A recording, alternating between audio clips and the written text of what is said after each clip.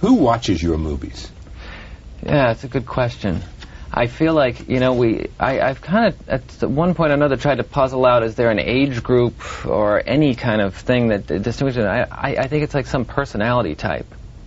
Outsiders. People who either just don't feel, people who might feel like misfits. Anyway, that's the way I've always felt, and the people who I meet who are the real diehard fans of my movies, they're always kind of outsiders.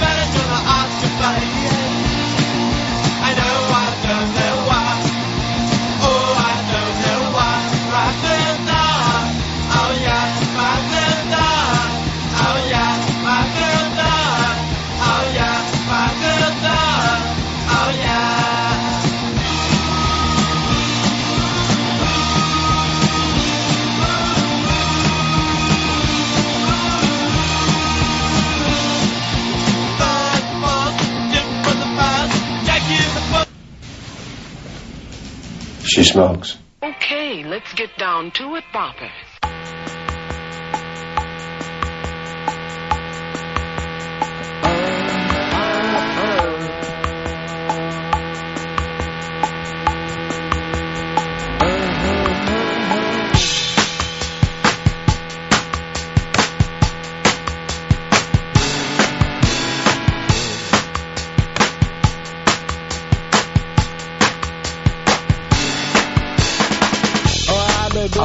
Buddies. It's a Ron and Fez show. 866 Ron Zero Fez.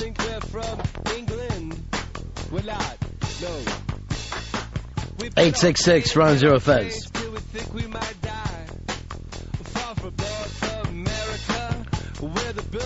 We're live today on a Wednesday. Phone lines are going to be open, looking for that Ichiban, the big story of the day. And we'll pry the big-ass prize closet open for that. A little bit I like to call you prep for us.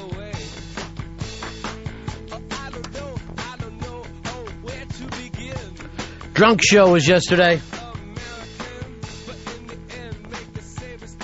A lot of feedback from that. A good bit of it is funniest Fez ever. B, you're killing Fez.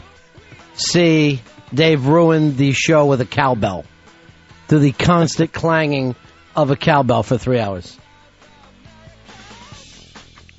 Fezzy, what's it like for you after all these years of doing this job to hear your best shows are when you're totally snackered and can't remember? Yeah, that's not a good feeling. That's not a feeling that I take to heart and, have pleasant dreams with. God, you're so less funny when you're fucking not drinking. You would have killed with that line yesterday. And it is an interesting thing, Fuzzy. You're a guy, you've tried all these different meds that your shrinks give you, yet none of them give you the confidence of alcohol. Not one of them, especially not the antidepressants or anti-anxiety drugs that I've tried. Not funny! Not funny! And not even the downs that they have given me, that you think would work the same way as some alcohol. And, drop some reservations that I have. You would have had 9 jokes in by this time yesterday. You're amazing! Earl. I was schnockered. What can we do? Way to repeat.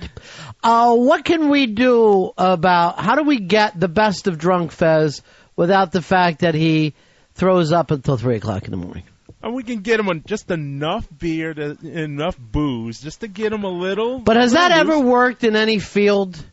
Have you ever heard, like, a mathematician, make sure he has a couple drinks before he starts on his problem? Well, we're going to have to find the right balance, of course. And there's going to be trial and error, but I think with just the right amount, we can get him just loose enough to be that Fez. The problem is that I go from, a fun, enjoyable Fez to the passed out on the couch puking Fez too quickly. It's such a thin line. Still not funny. Oh. Still haven't gotten off a joke where this time during yesterday's drunk show, I had tears in my eyes. You want to drink up? Maybe Is that what you're after? I think maybe I better. I don't know what to do here. Here is, we're going to get the Ichibuns started today. We got no Eastside Dave. Which could kind of be an Ichiban. His lovely wife has been taking care of that baby, and let's face it, has been mother and father to that child since it was born. And I guess it's just run her down. She's so sick from it now that Davy Mack had to stay home today. Yeah, Davy Mack had to take on the responsibilities today for a change and stay home with the baby because Casey is just out of it sick. Now, Dave never lost any days at work until that baby was born. Oh, yeah. Dave was an Earl-type performer. And then the baby's born, and I think he misses like 30-40% of the time. It's like that baby's a curse. Here's Scott. Scott, you're on Ron and Fez. Hey, buddy. Yeah. Hey, I think the new show prep going forward, I know a lot of times we look through newspapers, you do all these things. I think the new prep should be Fez has to take 5 shots. Oh. If you think there could be it, Fez? I mean, the alcohol, I can't argue with the evidence. The alcohol makes me more outgoing. It makes me more fun to be around. I am the anti-alcoholic, where it's like my drinking actually improves work performance. Here's A. You're on Ron and Fez. Now, have you heard it since you think it improves work performance? No, I still haven't heard it because when it Grab me the end of the show from yesterday, Earl, when Fez let everyone know how much he cares about me. Oh. Why do you say oh? Like that's a bad thing. Because I do not know what I'm going to hear. But you just said that it improved your work performance. Well, I mean, there's, been positive feedback. Yeah. There have been people saying, great show, Fez. All right. Now, and I do not remember it. Let me ask you this. Do people tell Dave great show when he sticks things up his ass? Oh, yeah. Yeah, they do enjoy some ass sticking. A circus geek is what I'm going for there. Here is... let's go to Matt. Matt, you're on Ron and Fez. Ronnie, $2. How's it going? Fine, my friend, and yourself? I miss Everybody Hurts, Fez. Oh, boy, that was some Fez. Did you pull any of these things from yesterday? What do we have here? T-Bond for today is Michael Phelps, winningest gold medalist in U.S. history. Michael Phelps, you can't say enough things about the guy. Michael Phelps, they're calling him the human dolphin, the human flying fish. Well, they just call him Michael Phelps. It's plenty. I think with all this, you'd really need the catchy superhero-type nickname. I don't think you do once you've already got this many golds. All right, let's just play 7 on this list, this track list. By the way, I didn't know we had these. You could have shown me this before the show today. This is Fez declaring his love for me. There is no one that I love more than Ron Bennington. Yeah! There isn't any more that I want to do than the Ron and Fez show. Bring it! I'm begging you. I'm fucking begging you. Devil voice. Bring it! Oh. I am so sorry that this is over. Wow. Wow, that's a mess. Yeah, we really even missed half. We missed a big part of that. That is a mess, and really, not a lot of wind to me either. Little out of breath there. No. I don't even know what half these things are. I need a little show prep before the show with this stuff. Binger, you're on Ron and Fez. Yeah, what's up, buddy? Hey, buddy. Ichiban for you. We're looking for an Ichiban. Turns out the girl that sang the opening ceremonies was a prop. She was just lip singing. Turned out the girl that was really the good voice was behind stage. China didn't feel she was appealing enough. China made the absolute right move in this decision. I don't know if anyone has seen a picture of the real little girl, the real singer. No little girl should look that much like Clint Howard. They made the right choice by not dragging this little girl out there. It could have been humiliating for her. I think they want to put forth a decent image, and they probably did the right thing here. This real little girl, the real singer, has teeth like the Montauk Monster. It's probably an excellent thing that she didn't get put out there in the Olympic Stadium. Do you want a drink to get the timing down? I may need to drink. You want some drinks today? Yeah, give me some drinks. Here's the thing. Everybody acts like, for whatever reason, this is a big deal. When half the fucking shows we have now are anime, and they don't put real people in there, they have a cuter version of a real person, and this is as old as Hollywood. We've always had people singing for the prettier girls in the movies. Doesn't even make sense that anyone's making a big deal out of this. Yeah, I mean, look at this, the Supremes. They put the big girl in the back who had the better voice. They put Diana Ross, more prettier, more thinner up front. It's always been this way. Yeah. I think what happens is with the Olympics, though, people are so worried about anything being faked, if there's any sort of doping scandal, steroid scandal or whatever, they don't like to hear about anything being faked with the Olympics. I don't even know what that means. That's the craziest logic I've ever heard. This is not part of the Olympics. This is the pregame show for the Olympics. The Olympics is what happens when people are performing their sports, not the thing that gets women to watch, which is the opening ceremonies. That'd be like saying the Super Bowl has been tainted because Bruce Springsteen would happen to lip sync during the halftime this year. So, well, I just think that people expect the Olympics to be real, and when they, digitally enhance those fireworks and use the CGI for that in the opening ceremony, that's a little disappointing. You need a Budweiser. This isn't the Fez Whatley that we all love. Here is Tiffany. Hello, Tiffany. Hi. I believe I have today's Ichiban. Why are you really bringing him beer, Nico? What is wrong with you? Are we trying to kill him? Seriously. Do you know what he's been through? Do you know what poor Earl had to go through the other night because he had drinks? Earl couldn't leave here until 3 o'clock in the morning. Please hand that back, Fetch. You're not going to drink a Budweiser. There you go, Nico. What do you got for us, Tiffany? A fox is playing a story of 2 Sasquatch hunters that they believe found and caught a dead Sasquatch. Yeah, I will believe it when I see it. Here's what I never understand. We've got some important information that will come out Friday. They do, anytime that happens, is there going to be water on Mars? We'll tell you on Friday. Bullshit. If you had a Sasquatch, it would have been on the 11 o'clock news that night. I will be watching it, but I'll believe it when I see it. Hey, Skate Bud, you're on the Ron and Fez show. And, buddies, I got an Ichiban for you. I need an Ichiban to get me started today, my friend. You got Harvey Keitel cast as DCI Gene Hunt in the U.S. version of Life on Mars, which is going to be filmed in New York. Now, I thought that they've already done Life on Mars, and it's coming out in, like, October or something. Well, they had to recast it because the pilot sucked. So they're redoing this with Harvey Keitel playing now in a TV series. Mike Imperioli is going to be another cop, and Gretchen Mol is going to be the female character.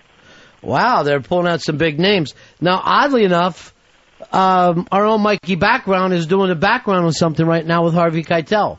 Nice. So this could be it. He's putting some nice background credits together for himself. And he told me exactly where this is being shot, down on the Lower East Side. So this is exciting news. Now, I had no way, since I'm a huge fan of the Life on Mars English series, I had no way I wanted to watch this.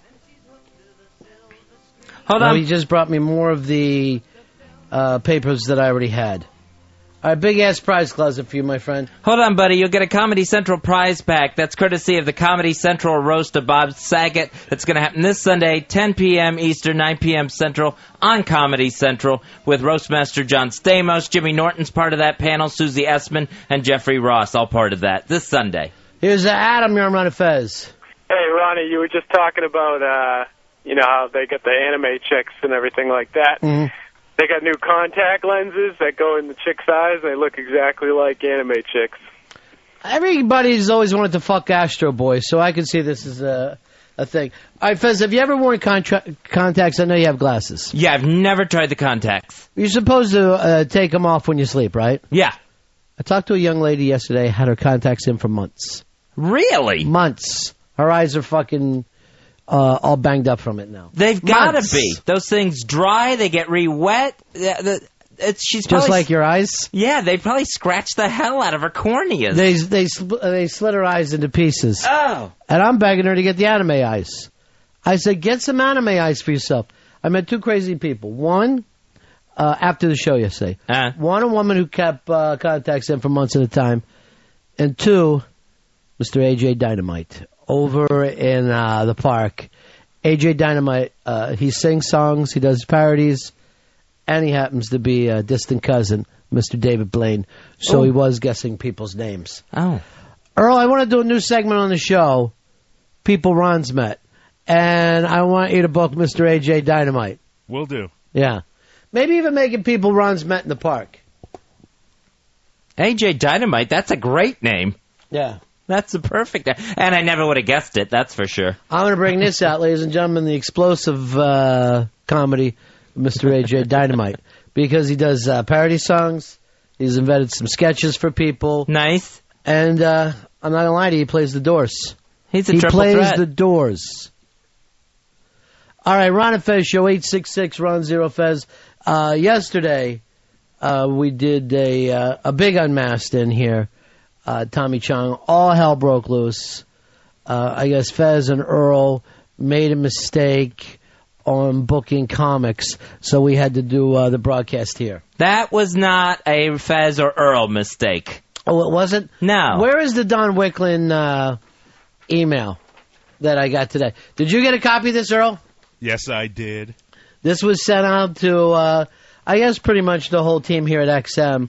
And because everybody had to hustle back here and did a great job of making this as claustrophobic, as insane as we possibly could, but we did pull off the unmask. We put, I think, 250 people in a place that holds 8. But Wiki wrote this. I know you've seen the emails go back and forth regarding the unmasked session that was relocated yesterday to be sitting in D.C., and have no less than 5 people related to the session. Calls from Randy in New York and others. Nothing short of saying, bravo for the work you did. You pulled off something that was the last minute with 10 calls back and forth with Fez and the panic between the two of us. No doubt something could go wrong, but it didn't. You guys held it together. You came up with everything as planned we talked about and executed it perfectly. How the hell is that a positive email? Well, it's saying that the team, and I'm going over the whole team here, Earl Douglas, David McDonald, Big Chris Stanley, on and on and on. Mm-hmm. Not to mention Franklin, who we couldn't have done it without yesterday. Right. They took a situation, which was Fez panicking, and they've turned this into something beautiful. The only thing he's got right about me is the 10 calls back and forth. There was no Fez panic yesterday. Was this one of the calls? Ah! There's wiring all over! That email is a falsehood, Ron Bennington. Falsehood. I'm going to hang this email up so the guys can see it. Don't hang that up. It's supposed to be, it starts out with bravo. It's supposed to be a positive email. Then it says I panicked. Yesterday was one of the few days in my life where I didn't panic. You need a drink. You highlighted Fez and the panic. You didn't even include Wiki's panic. I like your panic better. Fez and the panic. What a complete fabrication this email is. This is ridiculous. There was no panic. I got on the phone. Wiki was the one saying what couldn't be done. All right, calm down. Calm down. You're panicking again. I am not panicking. You're out of your mind with panic. I am fine. What you feel now is the fear. Mm-hmm. And that's fear of the fear, and fear that this building could slide over. Oh, don't do that. I'm still dizzy from coming off the meds. Don't spin in your chair. Now, with all your phobias, you probably have no claustrophobia, because yesterday was a claustrophobic thing for anyone. I tried not to even think about that. There was a couple times where it's like, where there was one point where I was going to get up and then found that I just couldn't. Yeah, you literally couldn't move in here yesterday. Yeah, so I really tried to put that one away, and I kept adjusting my, legs and stuff to deal with the fact that I got to keep moving somehow. Sheepy had a claustrophobic attack. That's why he couldn't ask his question. Oh, I wondered, and then I didn't see him afterwards. Yeah, he fell into a play. I met him across the street, and he was just like trying to get good fresh air. He's a big... I normally hate any claustrophobic thing, but I was able to do the interview, and I didn't even notice how many people were in the room. Right. But if I was watching the interview, fuck that, I would have been gone. I never would have stayed for that. But the other really cool thing about it is, like, Tommy Chong is such a calming person. And he really was in here like an old Indian medicine man, just laying out his fucking, his philosophies. It was actually a really good unmasked, if I do say so. In terms of, did you know all those things about Tommy Chong before? And, did he basically say a whole part of his personality? Yeah, that was a good one. Yeah, I really enjoyed that unmasked yesterday. The stuff... Through your panic? I was not panicking yesterday. Please look at the highlighted section of the two-company memo. Fez and the panic. Thank you. I'm not accepting this email. That's now going out to everybody in two companies. You know what I hate is when I open an email and I decide I disagree with it, and it's like I should be able to just say, no, I don't accept this email. Well, the fact is, it doesn't matter whether you do or not. Everybody sees it now. It's everywhere. It must be copied to 50 people. About? I wasn't panicking. I was on the phone with Wiki, and I was making sure cameras got here. I was on top of stuff for a change. Well, you were on top of stuff. Yes. Well, thanks for keeping an eye on the Drunk Sinatra guys and not letting them shake the ice machine all during the show. Pain in the ass. We might not even be able to lose that tape. That was the time I was trying to get up, and then I was stuck there. Get yourself at a pitch today. Steve, you're on the Ron and Fez show. Hello, Ronnie.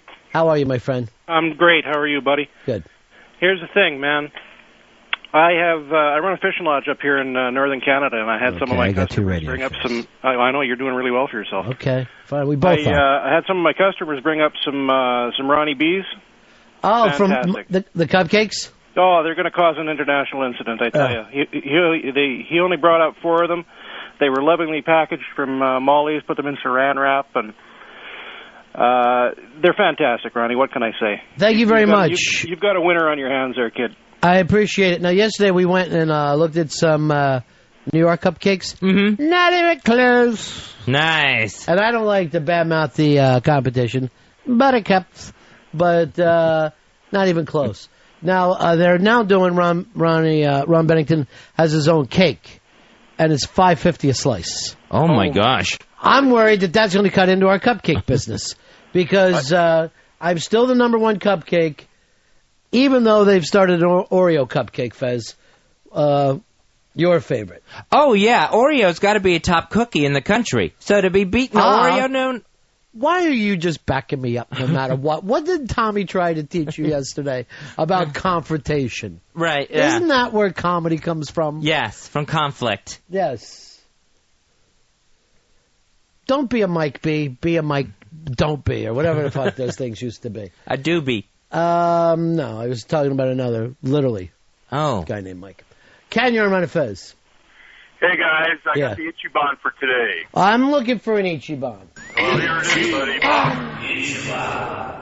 Mayor Michael Bloomberg is expected to announce today that the Rock and Roll Hall of Fame is opening an annex in downtown Manhattan. 25,000 square feet. It'll house Bruce Springsteen's 1957 Chevy and will feature a number of different exhibits, including one featuring New York City-based sites that have musical significance. Billy Joel and Clive Davis are going to join the mayor at the location in the Soho neighborhood. Now, Earl, why don't you know about this? You're supposedly Mr. Rock and Roll. Was not aware of this, but it's about time that the Rock and Roll Hall of Fame had some New York presence. Why? They have a museum already in Cleveland. I always felt it should have been here it would have more prestige if it was in New York because more people come to New York and not to Cleveland. More people. Yes, but you can say that about anything. Why New York? They've already got a Rock and Roll Hall of Fame in Cleveland. Now, this is what makes me worried. Is this going to hurt Hard Rock Johnny?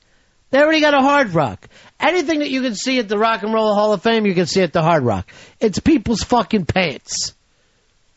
You're going to see a car. You're going to see guitars. You're going to see yes, things. The same shit is at the Hard Rock. Why open up another one? And you know what, Mr. Mayor, whatever the fuck your name is, instead of goddamn opening up a Rock and Roll Hall of Fame saluting the great bands that used to be in New York, why don't you open up some fucking venues so kids can play rock and roll in New York? Jesus Christ. If you're fucking 22 years old in New York City, you'd have no place to goddamn play in Manhattan. Stop looking back at Lou Reed and Patti Smith. Look for the next fucking Lou Reed and Patti Smith. People drive me fucking crazy with the museum stuff that is not museum fucking quality. MoMA is a fucking museum. Looking at Hendrix's guitar is not a fucking museum. Here is, I don't have a name for you, got an Ichiban. You're on the Ron and Fez show. Once, twice. Thank you. Purple guy, you're on the Ron and Fez show. Yeah, I miss Drunk Fez. Well, Nico's trying to get him lit up today. Do you want to drink, Fez? I don't know if I should have a beer or not. I don't want to be a mess to everybody. But it does seem like the best medicine that I've ever taken. Best show ever yesterday. Thank you, Purple Guy. Let's play a little bit of Purple Guy. Let's go to 6. Fez Watley, best show ever. What's up, pal? There's people out there that think they just can't do one more day. And I know people like that. And I tell them exactly what the song says. What do you tell them? Try to hang on. You're giving people advice? Yeah. No one goes to you for advice, Fez. Just hang on for one more day.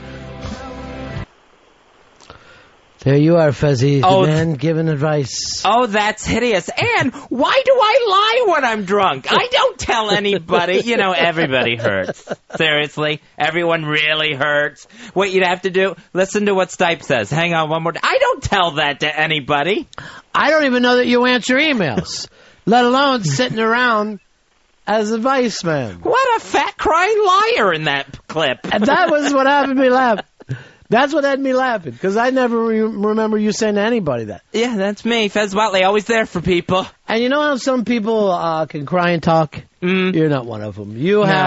It gives you a trumpet nose. Yeah, and I do know, that song gets me misty even when sober. And do you remember why? Yeah, it just always gets to me, always. Isn't it funny how I know the reason why you do things and you don't? I know the starting points for all these things. Yeah. Yeah. I think it was when we lost a friend of ours. Yes. Yeah. But you said it didn't always. It went up to that point. Hey, Purple Guy, did you have anything else for us, or we're going to let you go? I got a spy report for you. Oh, I need a spy report today. Spy report. Spy report. Yeah, Billy Bob Thornton is going to be the next Freddy Krueger in the remake of Elm Street. I reckon I'll stab you with my fingers. Mm-hmm. Big-ass prize closet for you, my friend. Now, I don't know, I guess I've seen some of the Freddy Kruegers on TV, but I'm not a slasher guy. I never cared much for him. Right, and I think there's probably, like 11 or 12 Nightmares on Elm Street. I'm not sure. So I used to watch them, and I thought those were really scary slasher films. I thought the whole concept of getting lost in your dreams. Mm-hmm. I found that scarier than the guy with the knives on his hand. Just that whole concept. Okay. All right, here is Jeremy. Jeremy, you're on the Ron and Fez show. Hi, Ron. Hi, Fez. Yeah. I have an Ichiban for you. I'd love to hear one, my friend. Paris Hilton is being sued over lack of publicity for a movie she did. What movie was it? The news didn't say it. Just said she's being sued by a company. Yeah, that's the thing. When you do films nowadays, you do have to appear and say that the films are good. Even if you disagree with it. I think it was some National Lampoon movie. I don't know the title of it, but I believe it was a National Lampoon movie. Well, you know what a National Lampoon movie is, right, Fez? Mm-hmm. What's that? It's like a cheap comedy. But National Lampoon doesn't make the National Lampoon movies. You make a cheap comedy, and you say, we need something. You call up National Lampoon, and for a certain price, you can slap that on there. Oh, well, I had no idea about that. Well, that's been happening since 1980. So National Lampoon doesn't give a shit one way or another. It really comes down to maybe like even like 83 or 84, whatever the vacation things went south. After that, they started selling it. So it's really not National Lampoon. And I'm not even sure if there is like a National Lampoon anymore putting out products. Other than the fact that they sell the name. But anyway, you got to go out and do that. Now, this is in the, Hicks got it to me from a website. So apparently Harry Knowles, comes from Valley Wag last night. He went on his website and he had seen the Star Wars cartoon. And basically wrote down, I hated the score, I hated the animation, the shots, the character of all, and most of all, hate it, the retarded fucking idiot story. I hated the film, hated it, really hated it. They've had him pull this down. Hicks, come on in here. Now, Harry knows he puts it up the other day, and then he's taken it down. Now, and what is the story behind that, Hicks, you know? I checked the Ain't It Cool News, and it's down, and they put like a post up about it. And what did it say? It's basically saying, the rumors are that Lucasfilm is going to ban them from, and that they'll like play nice, or Lucasfilm is going to ban them from all future screenings of any Lucasfilm vehicles. Right. So who's the bad guy in this deal? I think Lucasfilm is. If someone should be able to fucking bash their films if they want to. Right, but I agree with that. People can bash their films, but you can't bash their films and then come there and get a free trip and a fucking toy for it. Lucasfilms is saying to them, be one of our bitches. Harry is saying, by taking this fucking review down, I'm one of your bitches. I'm basically nothing but a marketing arm of your fucking company. But I'm sure Harry Knowles has done this before, so he's being a fucking hypocrite. I'm sure the companies have flown him out and like treated him fucking very nicely. Give me a time. I guarantee that when Ain't It Cool News first started out, I guess like 6-7 years ago, that he was getting fucking comped for everything, just to give out a good review. First of all, it started like fucking 10-12 years ago, and it's changed quite a bit since then. You don't see the same kind of stuff on Ain't It Cool News that you saw in the beginning. I mean, when that thing started, it was about people sneaking into shit, being hated by the corporations, and then it became about, they flew us to the fucking Pirates of the Caribbean set. Yeah. And guess who loves Pirates of the Caribbean? Everybody who fucking reviews on that site. They fucking love everything that takes place. So I don't have any... Now, I'm not accusing these guys of anything, but I really think, if anything, they become a rah-rah for the types of films aimed at people who go to their site. And I'm not saying they take anything more than the fucking free trips. But there is no reason in the world that you need to be invited to Lucas's fucking ranch and see the film a fucking day before everybody else. See it after and fucking rip it or praise it.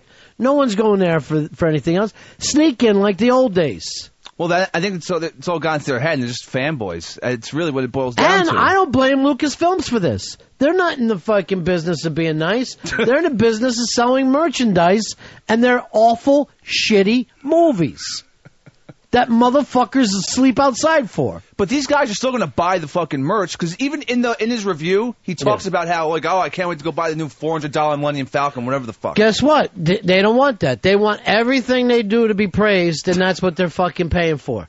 That's what they're paying for.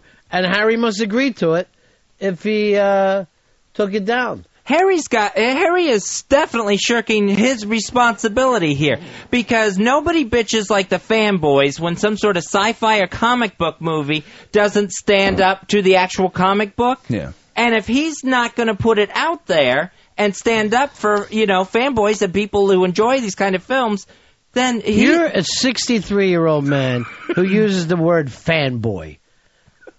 Fanboys does not fucking mean anything other than I live in my mom's basement. It's an embarrassing term, and but your fucking thing is he has responsibility. I don't think he views it that way. I don't think he gives a shit one way or the other. This isn't the New York Times that we're talking about.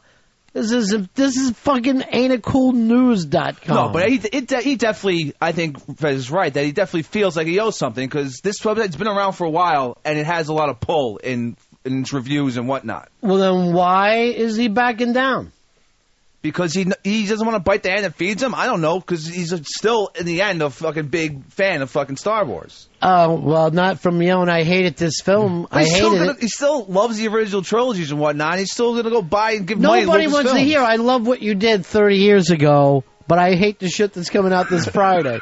That's all they've been getting for the last fucking 10 years. I don't understand this cartoon anyway. It takes place, before Anakin is Darth Vader. So everyone is supposed to go and still cheer Anakin, knowing he's going to be this evil bastard, and he's Darth Vader? We're supposed to go cheer for him? Weren't you cheering for him in the first one? When he was a little kid? Go! Win the pod race! Win the pod race! He was like a good little boy. Yeah, but still, it's the same thing, right? I guess so, but... Here's Will, you're on Fez. Hey, buddies. According to the site, I think it was the other guy, Moriarty, put out there that there was supposed to be a full boycott, or as far as an embargo on all reviews from all sites, like Entertainment Weekly or all reviews until the movie released on Friday. But, if you go out to Entertainment Weekly and some of the other sites, they've already got reviews up. So, again, I think it's just a case of Harry has always been just completely intertwined. If you remember, he basically fillets Peter Jackson every chance he gets. So it's any of these fucking things. He acts like the Iron Man thing was unbelievable. He fucking loved the Speed Racer fucking movie. Again, Fezzi uses this word fanboy. But what you are is, when you're a fanboy, A, you're a fan for Fanatic, and B, you're not a man. You're a fucking boy. There's nothing good about this fucking term. Fanboy. That's like being called fucking cheer child. It's fucking embarrassing. Vincent, you're on Fez. Hey, Ron, hey, Fezzi. What's up? Harry Knowles got flown out when they redid the Godzilla movie, and he wrote a review saying it was the best movie he's ever seen. And then after all the other critics saw they said it sucked, he took his good review down and put up a bad one saying, yeah, I was just kind of high off all the good stuff they gave me, and I gave him a good review, but it really did suck. Yeah, I think wasn't that when they had the opening and they showed the film in Madison Square Garden or something stupid like that.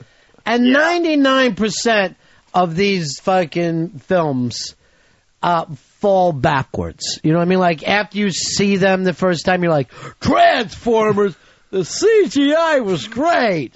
Yeah, I saw the 300 in the movies, like, this is awesome. Then I saw it on TV, I was like, oh, God. It happens over and over. I am really bad at that. I shouldn't mention anything as I'm leaving a theater door, because I totally get caught up in a movie. Why is that, fanboy? Maybe that's the reason. I get if there's a movie that I really want to see, like a comic book movie, and I finally get to see it, I think I'm so excited as I'm walking in before it even starts, I've already given it a good review in my mind. Well, did you see Batman? No, I haven't seen the new Dark Knight. What kind of fanboy are you? One who's not seeing any movies this summer. A huge mistake, or winner. Or next year. Because I made an agreement. I made a bet. Did you? Yes. If I was you, I'd go back and check the tape. Doesn't it cost him $3,500 to get out of this? He had the opportunity to go early on. He wouldn't. There's always a chance for negotiation, but that would be show fodder. And the hell with that. We can't have that.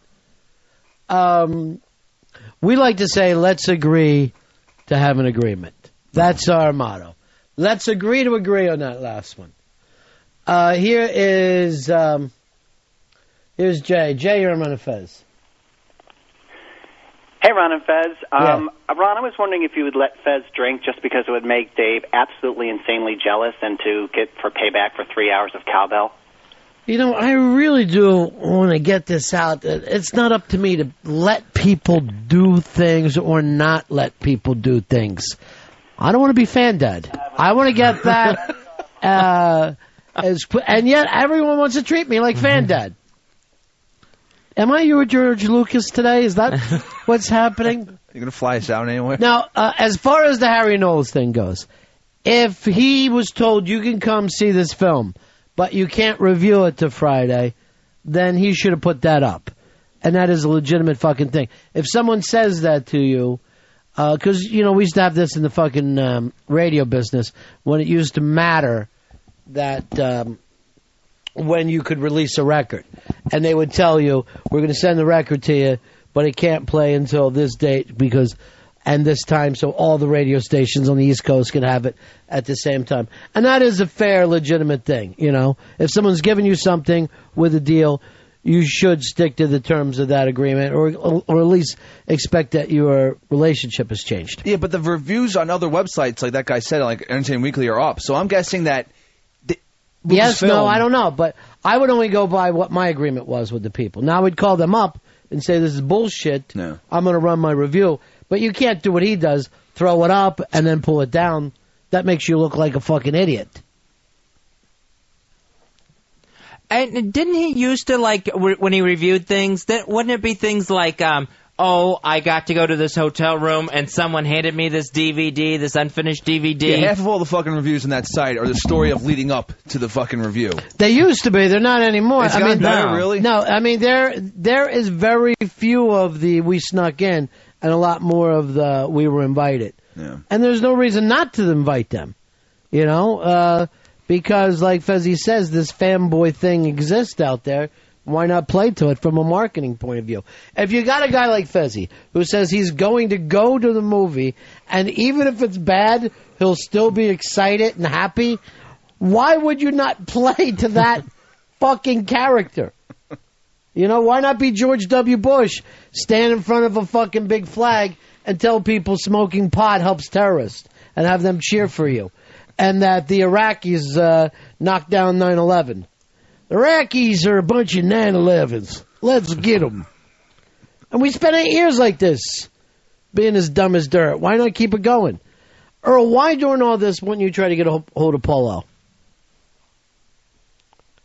I'll get a hold of him. Yes. But why am I having to tell you that? No, because usually he's not around. Why wouldn't you fucking find out?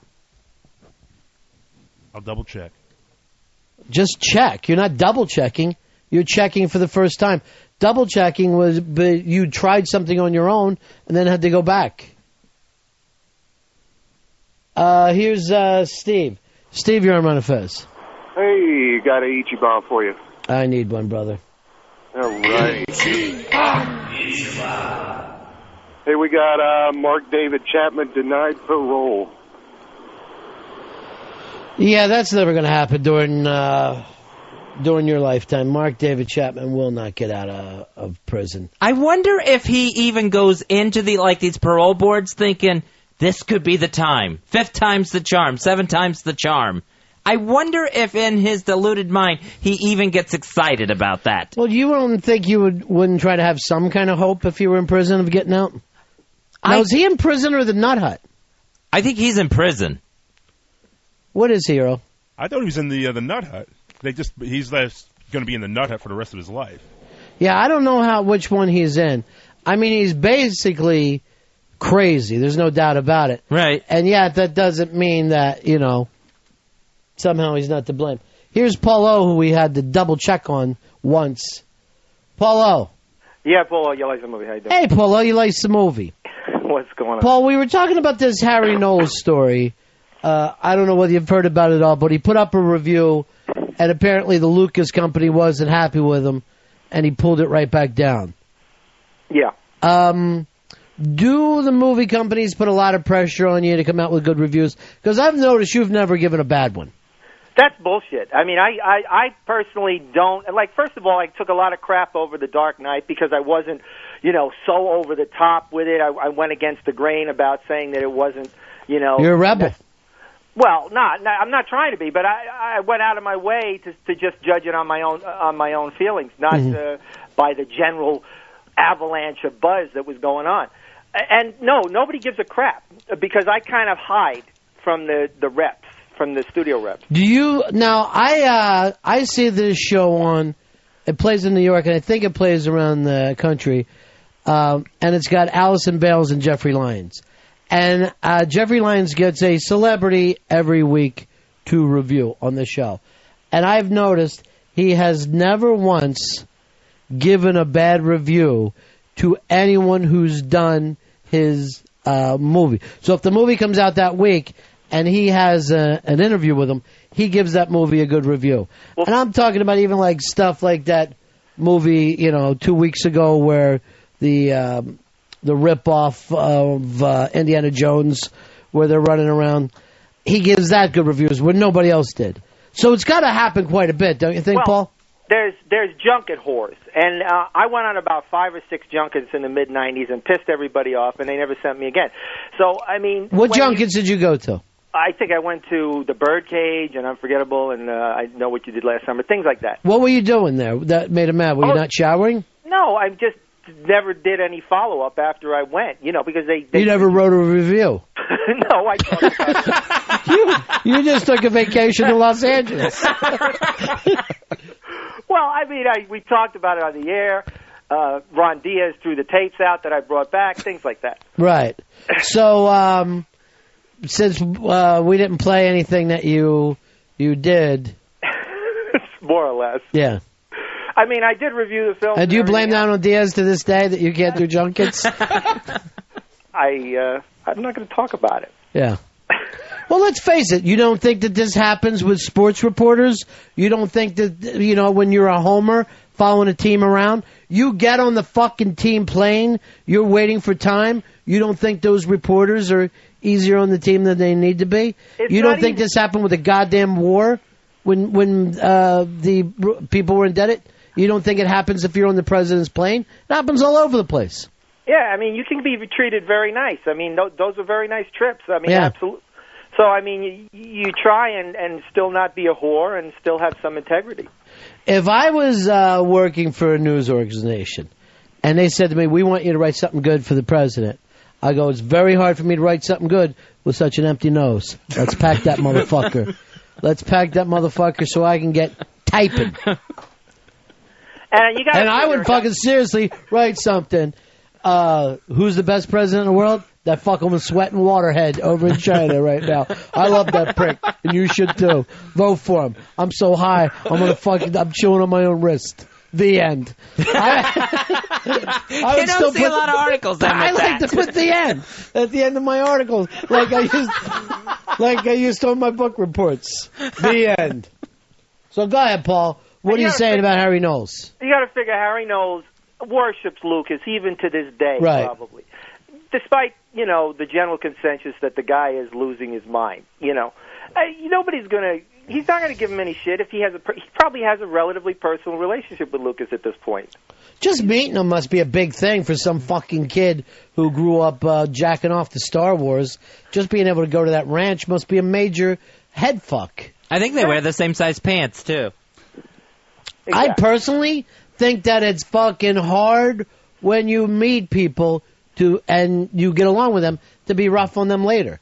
You know what I mean? Because if you're feeling like, that's a buddy of mine, you're going to be a little fucking easier than you would if it's just some stranger. Right. Yeah. And I mean, frankly, he's the kind of guy who would like these kind of movies anyhow, and he has a fairly individual, point of view that doesn't really follow what the other critics.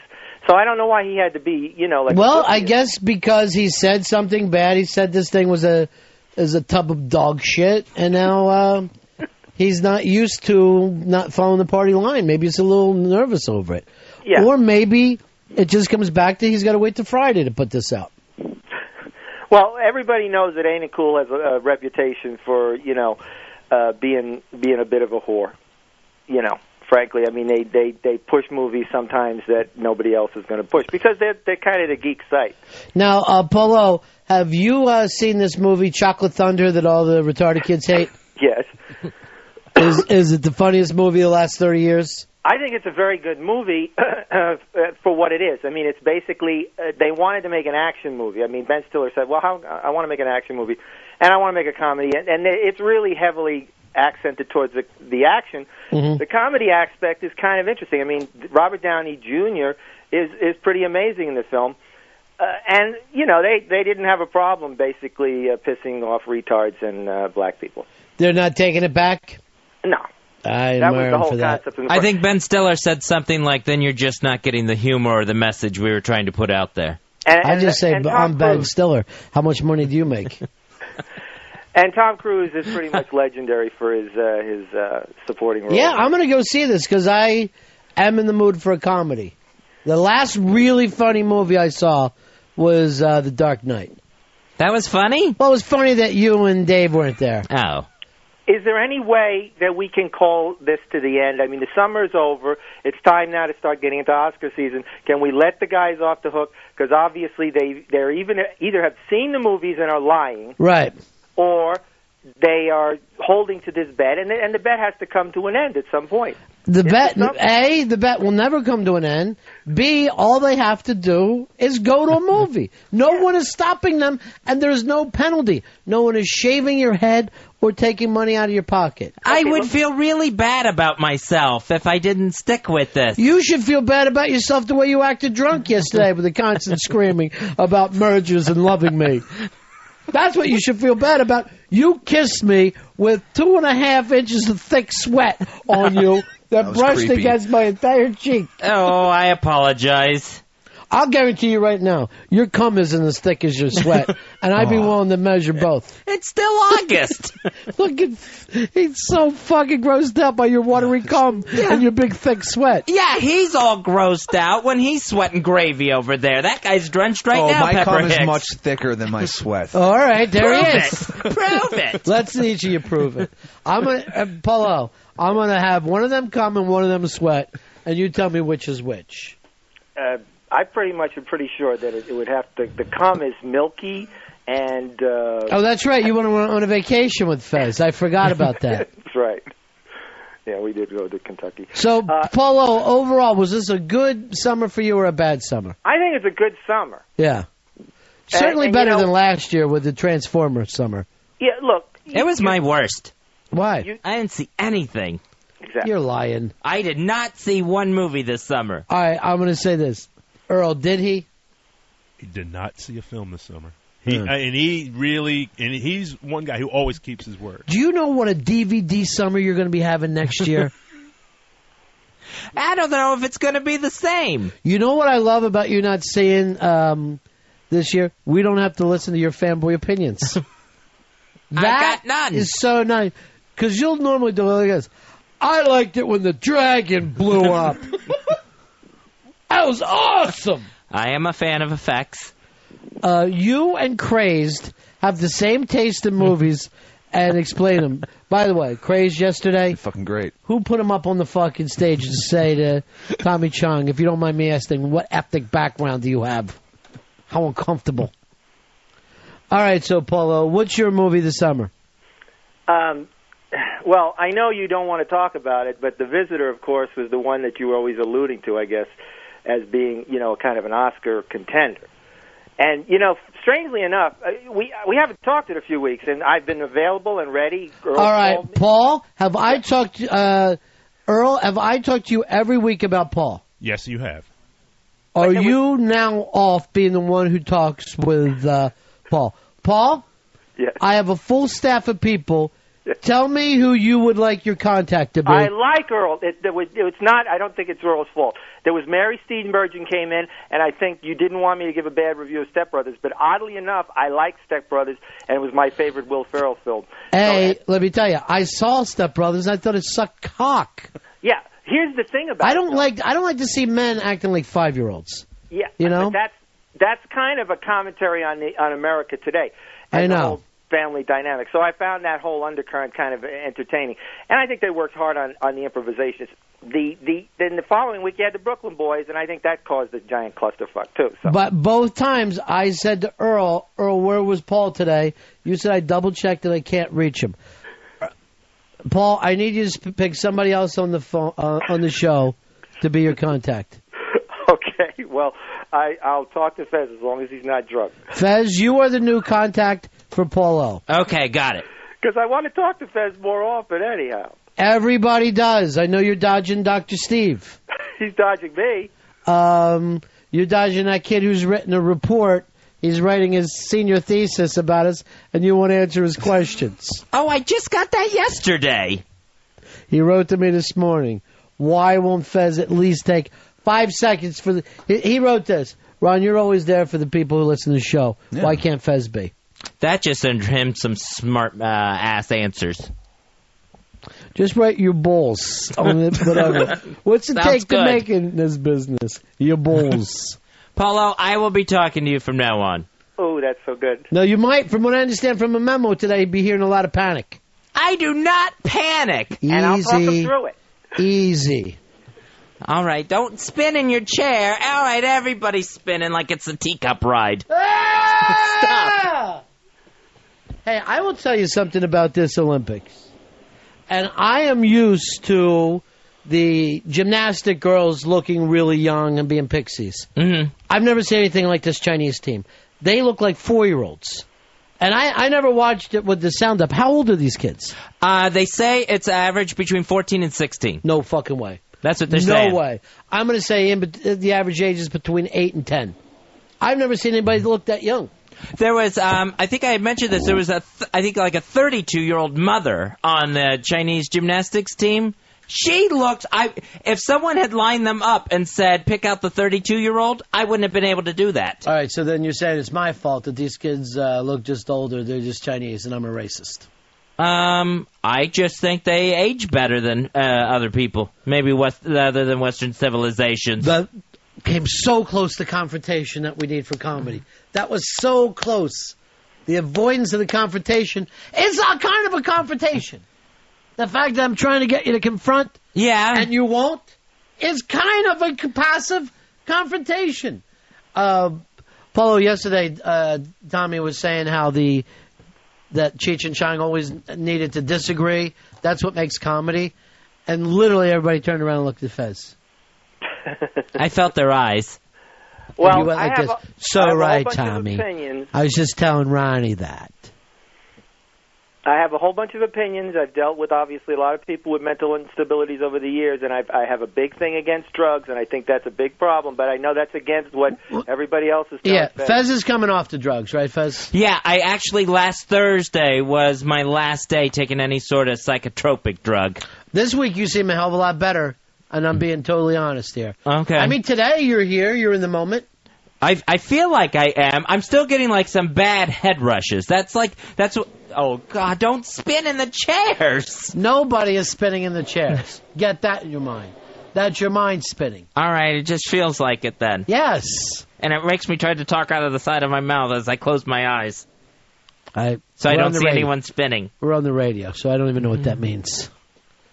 And the other thing that always concerns me about Fez is that some way or another, whether it's through sex therapy or something, he should be getting off on a regular basis. And You need somebody to eat your ass, Fez. You definitely do. I don't know if that's a cure for even if anything. it's impersonal and not a relationship. You need hard anonymous sex. I think that would help. What about this guy Ed that wants to bang you? Oh, East Tennessee Ed, I don't know. I'm just going to say no. You know, I don't understand the difference between East Tennessee and fucking West Tennessee. You're still in Tennessee. Yeah, go to Knoxville or Nashville and see if anything's different. Yeah, let somebody release you, like fucking have a blindfold on, have them pull it off and try to guess what Tennessee town you're in. Sweet Lord, this must be East Tennessee. I can tell from the smell. What's that mean? I don't know. I just figured it probably smells a little worse. No, it's actually, Tennessee's a beautiful state. Well, I figured it's gorgeous. You're going to be very happy down there. I am not relocating to Tennessee to be with Ed. And Memphis is actually one of my more favorite cities. I was walking on Memphis, and my feet 10 feet over Beale or something. I don't know what it was. But they got shot in the head. You're so wise today. I really wish that you would take over Fez's psychotic help here. I know, but the whole thing is that Fez has to put trust in someone, and he's put his trust in his doctors. Yes. And, I don't believe he would ever trust me because, I haven't been exactly a model. You do trust those doctors 100%, even though you haven't gotten anything back from them yet. Yeah, that's absolutely true because all right, everyone's rolling around in their chairs, and then don't scream. Did I not mention... Please, people. Gravity is gone! When you say things like that... They get locked away in a... I almost knocked down a fucking flat screen. I got hooked underneath. I mentioned the head rushes. Yeah, and Polo, you're not exactly a poster child for mental health. Right. I mean, obviously, I had a lot of drinking experiences in the studios, and, you probably just think I'm a drunken idiot. And, sure. Not after yesterday's show. I think you're a different drunken idiot. Right. You would have thought you were lured by my bad example. But in any case, I really do have your best interest at heart. And but do whatever the doctor says, and if not, come to me. Thank you, Paulo. All right, Paul. So movie of the year is Dark Knight. It's certainly the biggest movie, but it's not going to pass Titanic. There ain't no fucking way that's going to happen. Oh, then I'm going to go out and have 4 dozen cigars. Nice. And some food and some drinks. By the way, I just had some cigars sent to me today by Don Rigo, which is nice because people have been forgetting about me. Let's see what kind he got me. That's donrigo.com, DONRIGO.com. Where you can ask for the Ron Bennigan cigar. Tell Jose that Ron and Fez sent you. Oh, look, he just wrote, suck on this, motherfucker. Wow. Sounds almost like a threat. Yeah. And I guess, Fez, you've heard about we might be doing something with Cigar Dave. We're in negotiations right now with Cigar Dave. Oh, okay. Hopefully that'll come along. There's what we're looking for. Hey, Kyle, you're on Ron and Fez. Hey, Ronnie B, shake it up. You shake it up. How you doing, buddy? Yeah. What's up?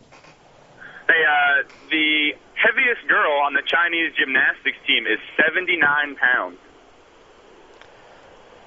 Is that right? Because I don't think one of them even looks that much. The average weight is 77 pounds, and the average height's 4'9". We're eventually going to get to a point where these gymnastic teams where they do not exist.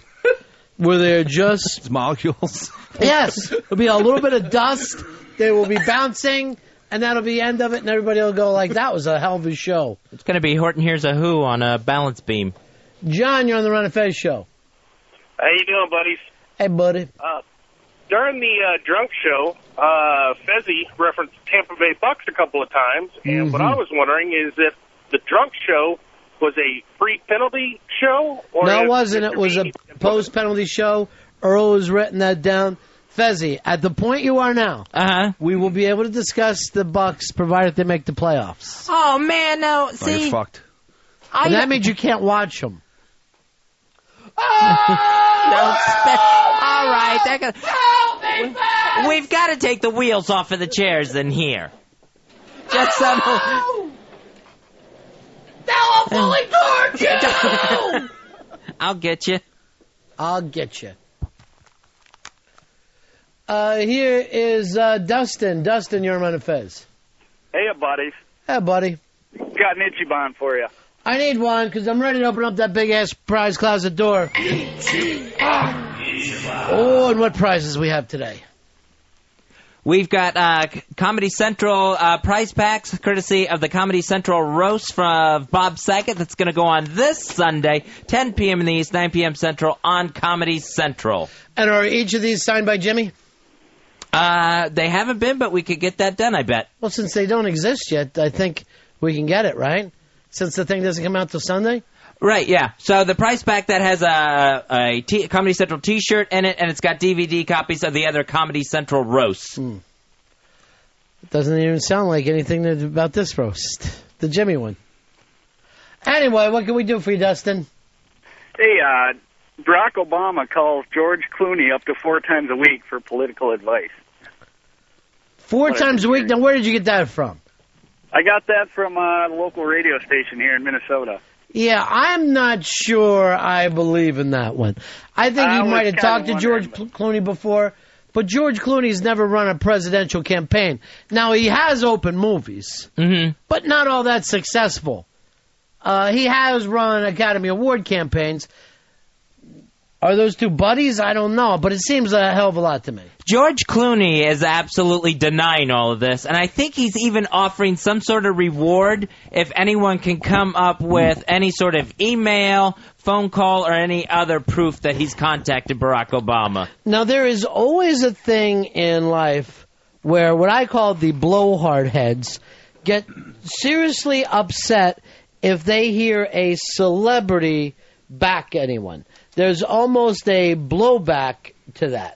Why is it you think people hate to hear celebrities endorse people or give their opinions? It's a real court jester type thing. It's like, George Clooney, you go and make your movies and entertain me, but that is all I want you for. See, that's just a lie. That just doesn't exist because we pay those people to sell products all the time. All the time. And, I mean, if you had a big sports star or a big movie star sell your water, your sneaker, your watch, more people would buy. As a matter of fact, I saw this thing, Fezzi, that came out from these two guys, I believe it was from the University of Maryland. They said that when Oprah backed Obama, it got Obama 1 million votes. It counted 1 million votes in his favor, which was plenty for him to pick up that nomination. Oh, yeah, he probably, that he wouldn't have gotten the nomination without that 1 million. We'll just take a break. It's Ron and Fez. Ron Bennington, Fez Watley. It's the Ron and Fez. XM 202, the virus. So what do you need to be wooed a little more than what he's doing? Well, I don't know if I'm interested, but that certainly wasn't wooing on the Saturday Night Virus. You need to woo Fez a little bit. I'll show you how to act, Ed. Okay. His name's not even Ed. Fezzy. Yes.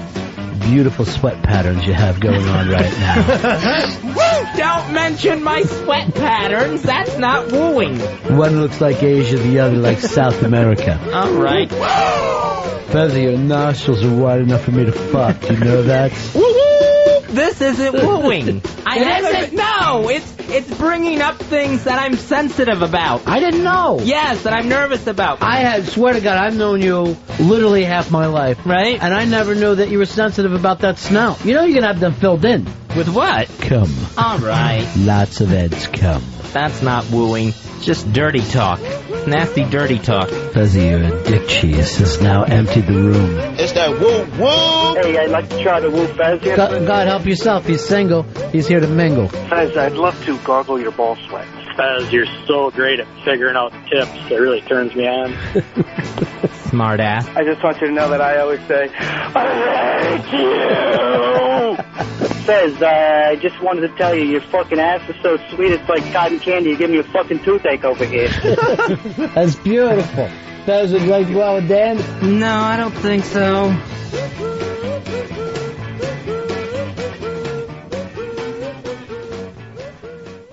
XM 202.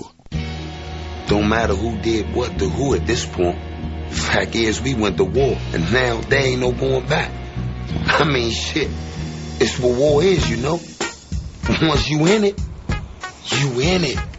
If it's a lie, then we fight on that lie. But we gotta fight.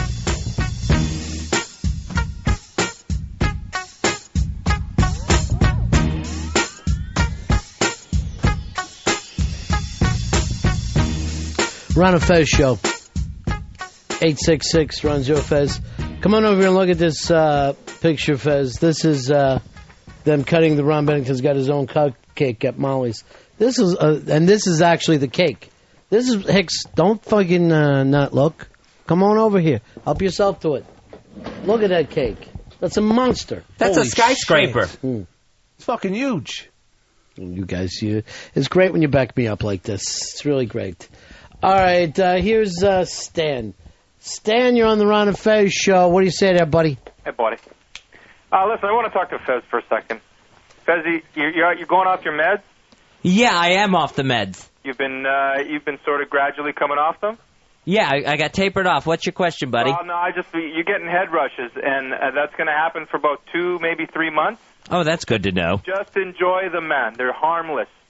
Completely harmless. See, that's not harmless if I think that the building's falling over and taking all my friends with it. Why don't you just think guys are pushing themselves on chairs? And another thing, Fizzy, you know what? I've been listening to you guys since 2001. I've never heard you laugh so much lately, and you seem like you're doing pretty good. You're fucking, as far as I'm concerned, you're fucking normal. And everything that's going on with you is just you overthinking too much shit. Just relax and be normal with the rest of the world. You're fucking fine. You're going to be fine. Everything's fine. That's Stan sending me a fan letter. Fezzy, do you think you're normal? Oh, no, I don't think I'm normal. No, not in the slightest. You know what, to me, would be the most disappointing thing in the world? What? A normal Fez. That would be the dullest, who gives a shit thing in the whole world. Who the hell would want to be normal? You know who wasn't normal, Fez? Who? Mr. Jesse Owens. Well, yeah, he wasn't normal. Charlie Chaplin. Yeah. These are fucking abnormal people. No one sits around and writes fucking stories about normal people. Do you ever remember this song? The normal people. Where do they all come from? I've never heard that, no. No. Sad. Sad to think of normalcy out there. Very, very sad. But their abnormalcy, could get channeled into, Olympic performances, legendary movies, and comedy. Yes, you've never created anything, and you have none of those abilities. It's sad. It's sad when we think that God hasn't blessed you with talent. I feel for you, my friend. Oh, my God, the pain you've gone through. And no blessings at all. Earl, let there be a cream. We all cry for Fez today. And the fact that he did not get Yuma. I have been blessed, I understand that, but my abnormal tendencies really make me a freak. All right, fight for him, my friend. Fight for them and they shall be yours. Defend any attempts to tell you things are going to be okay, and you will win. You have one problem. What's that? One problem over.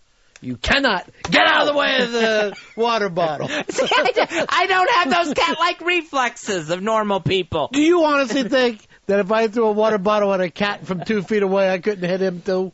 I don't give a shit. That could be a puma, and I'm still going to be able to hit it from 2 feet away. I would be willing to bring in my cat if we want to try it. I've never seen the cat. The cat is real. There's two things that I don't believe are real. Your cat and Sheepy's friend Melly. Both of them I hear you two talk about. Yes. But we see neither.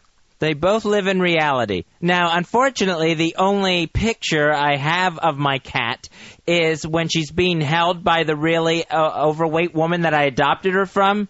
That was not you in that picture. No, that's the problem. She's wearing a really loud blouse and has a giant fat bus driver lady arm holding this cat. You can't see a face. So everyone thinks that that's my big fat liver spotted arm in this picture whenever I send out a photo of Skippy.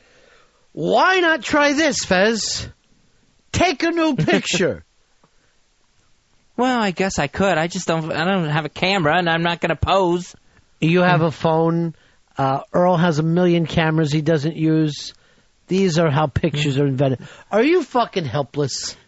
I've met people with no arms, no legs that seem like they can handle life better than you. I am not helpless. Earl, how's our Olympic baseball team doing? They are winning. They're down 2-1 in the bottom of the third. Who are they playing? They are playing, I believe, Japan. They're playing Korea. You fucking racist.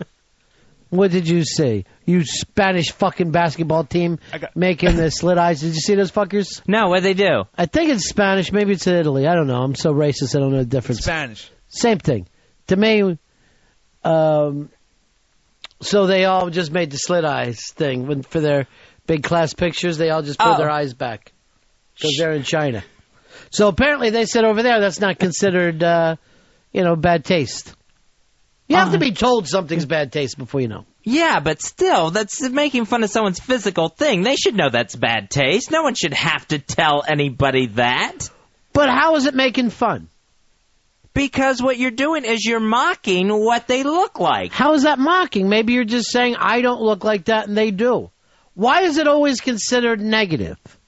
Why couldn't you say, quite frankly, go on a show like this and say, I'd fuck any Swedish girl in the world? Period. Would that be considered negative? I know, I wouldn't consider that negative. Well, you don't understand this. When I fuck, I spit. Oh, negative. Not necessarily. They love it. They say I deserve it. But that sign of pulling your eyes back to look Chinese, that has never, ever been done in any sort of complimentary way. I'm sorry, you from Madrid? No, I'm not. So you don't know their culture. You're just going by the American culture. Now, we used to do that when we were kids, right? Right, yeah. Was it considered a bad thing then? Did you get in trouble for it? No. I didn't either. And then later I found out it's a terrible thing. Yeah. I remember one time I did it in front of my dad, and he goes like this. That reminds me of World War II. You look like a World War II whore. And then I had to do a funny dance for him and his poker buddies. Ugh. You know what? The main thing I remember from that night, Fez? What? I made $450. Wow, you're a good dancer. It wasn't just dancing. I'm doing your jokes now. What I've decided to do is play both parts. Oh, okay. I'm yin and yang. Here is Tony. Tony, you're on Ron and Fez. Hey, Ron. Hey, Fez. That Spanish team that you're talking about, they're sponsored by like a Chinese sneaker company, and they've got like a 4-year extension or something like that. Well, why is it? They're going to be really old playing then. Oh, I don't know. Take it easy, guys.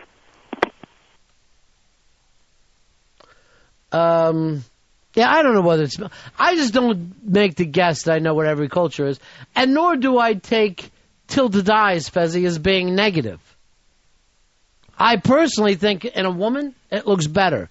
And many times, with my own blushing bride, I've taped her eyes back. Really? Yeah. See, I don't think the Chinese would appreciate that either. What do I give a fuck? They're not over my house. I don't know. You know what's the difference between me and a communist, Fez? I don't give a shit what the Chinese government has to fucking say. Steve, you're on Ron and Fez. I think Fezzi's being the racist. By mimicking the Chinese facial features, that's negative. Maybe it's a beauty thing. I think it is. I never even met a fucking white guy who didn't like Asian girls. I was walking in here today, and there was about 30 or 40 young Asian girls getting off a bus to the park. Every one of them was attractive, and every one of them looked exactly the same to me. Now, that's to me. I'm not from fucking Asia. Right. You know? I don't have to sit around. So to me, it's like I can't tell the difference between them. Is that racist? Yes. I'm telling you the truth, though. I'm telling you the absolute truth. I would not be able to say, if one of them took my wallet and the cops brought 40 of them back, I go, I don't fucking know. You're going to have to shake them all down. Why is that racist? Because it's refusing to see the individuality in people and lumping them all together into one group. But I'm telling you, I can't see it. I'm saying when I looked at 40 14-year-old Asian girls, they look the same to me. Now, I got Asian Americans in my family. I can tell the difference between them. I couldn't tell these 40 flat, straight Asian girls. You know what I mean? They didn't have anything else just blocked in.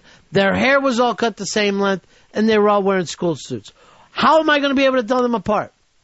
Well, maybe you can't, but you're not supposed to say it anyway. Why not? Why can't I say the truth?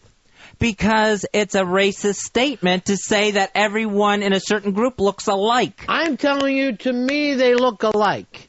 Show me the difference, and then I'll be able to go on. Now, I didn't have a lot of time.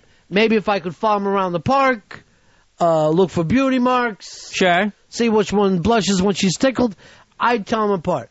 But in this case, I saw 40 and they looked the same. See, what it does is a statement like that takes a person down to like some sort of animal level where it's like, Are twins animals?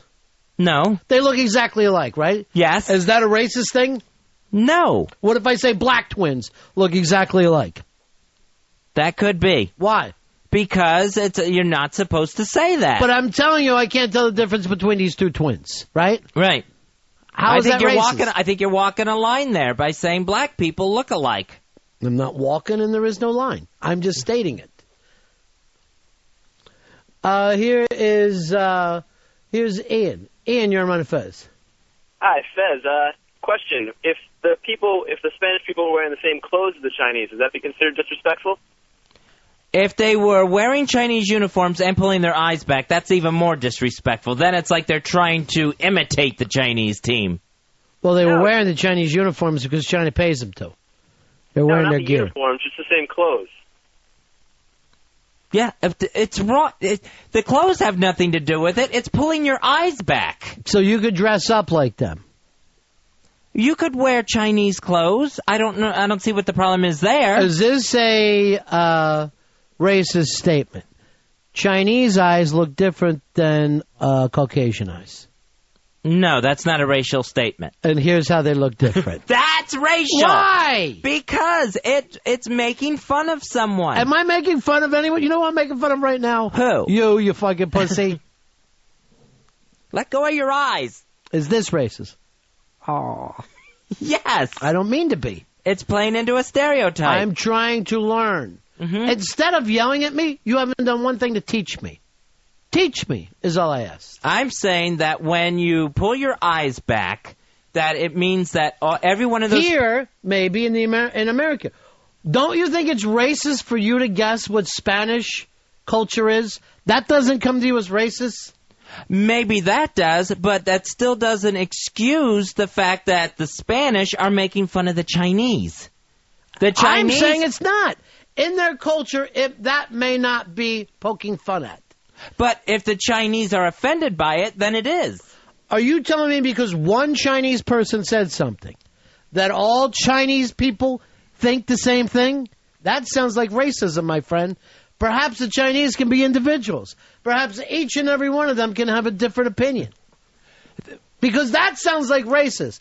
To say to me, this pisses off black people, so Earl should be pissed off, is a racist statement.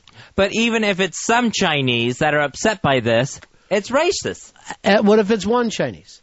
Then it's racist. Out of 1 billion people, only one Chinese person has to say something is racist for it to be racist. Yeah. Does that make sense? By the way, that Chinese person I'm talking about is insane. Is this still racist? All right, maybe if they're not in their right mind, but if they're offended, it's racist. So you're saying that if a rational person is offended, that is much more that's much more important than somebody who's mentally challenged. You're sick. Those aren't dogs. Those are people. I didn't call them dogs. Yeah. Here is let me go over here to Ryan. Ryan, you're on Ron and Fez. Ryan once? Yep. Twice? Go ahead, Brian. All right, this stuff happens in China, too. They look it up and say all Americans look alike, but the thing is that we don't care, and we're not going to get our, panties up in a bunch about it. I had a caller one time who told me that his Asian mom used to do impressions of Americans like this, by saying we talk like this. And that really kind of hurt my feelings, because we do have too much of an S sound. So I just got even. What'd you do? Don't pull your eyes back, Ronnie. I didn't. My eyes itch. Both of them at the same time at the sides? Yes. What's wrong with that? That's how Americans itch. That's how white people itch. It's quite a coinky-dink. Here is Charlie. You're on Ron and Fez. Hey, what's up, buddies? How are you? Yeah. Hey, Ron, whatever happened to the word prejudice? How come everything's automatically racist? I thought that meant hatred. How come we can't just be prejudiced like the good old days? Yeah, racist does mean hatred, Fez. And when I talked about I couldn't tell those young girls apart, didn't mean that I was racist. Now, I would not be able to tell 40 blondes apart. If I looked at 40 14-year-old blondes, I'd be like, I don't know who's who. Don't you think that that's a possibility? Yes, that's totally a possibility. Fezzi, I saw 40 brunettes today. I couldn't tell one from another. Is that prejudiced? That's prejudice against brunettes, yes. Is it racist? It's probably not racist because you're the same race. You're talking about a different race. I'm telling you, I see 40 people that I can't tell the difference, and that's a bad thing to you. And I'm walking down the street and they're going in the other direction. I'm not studying them.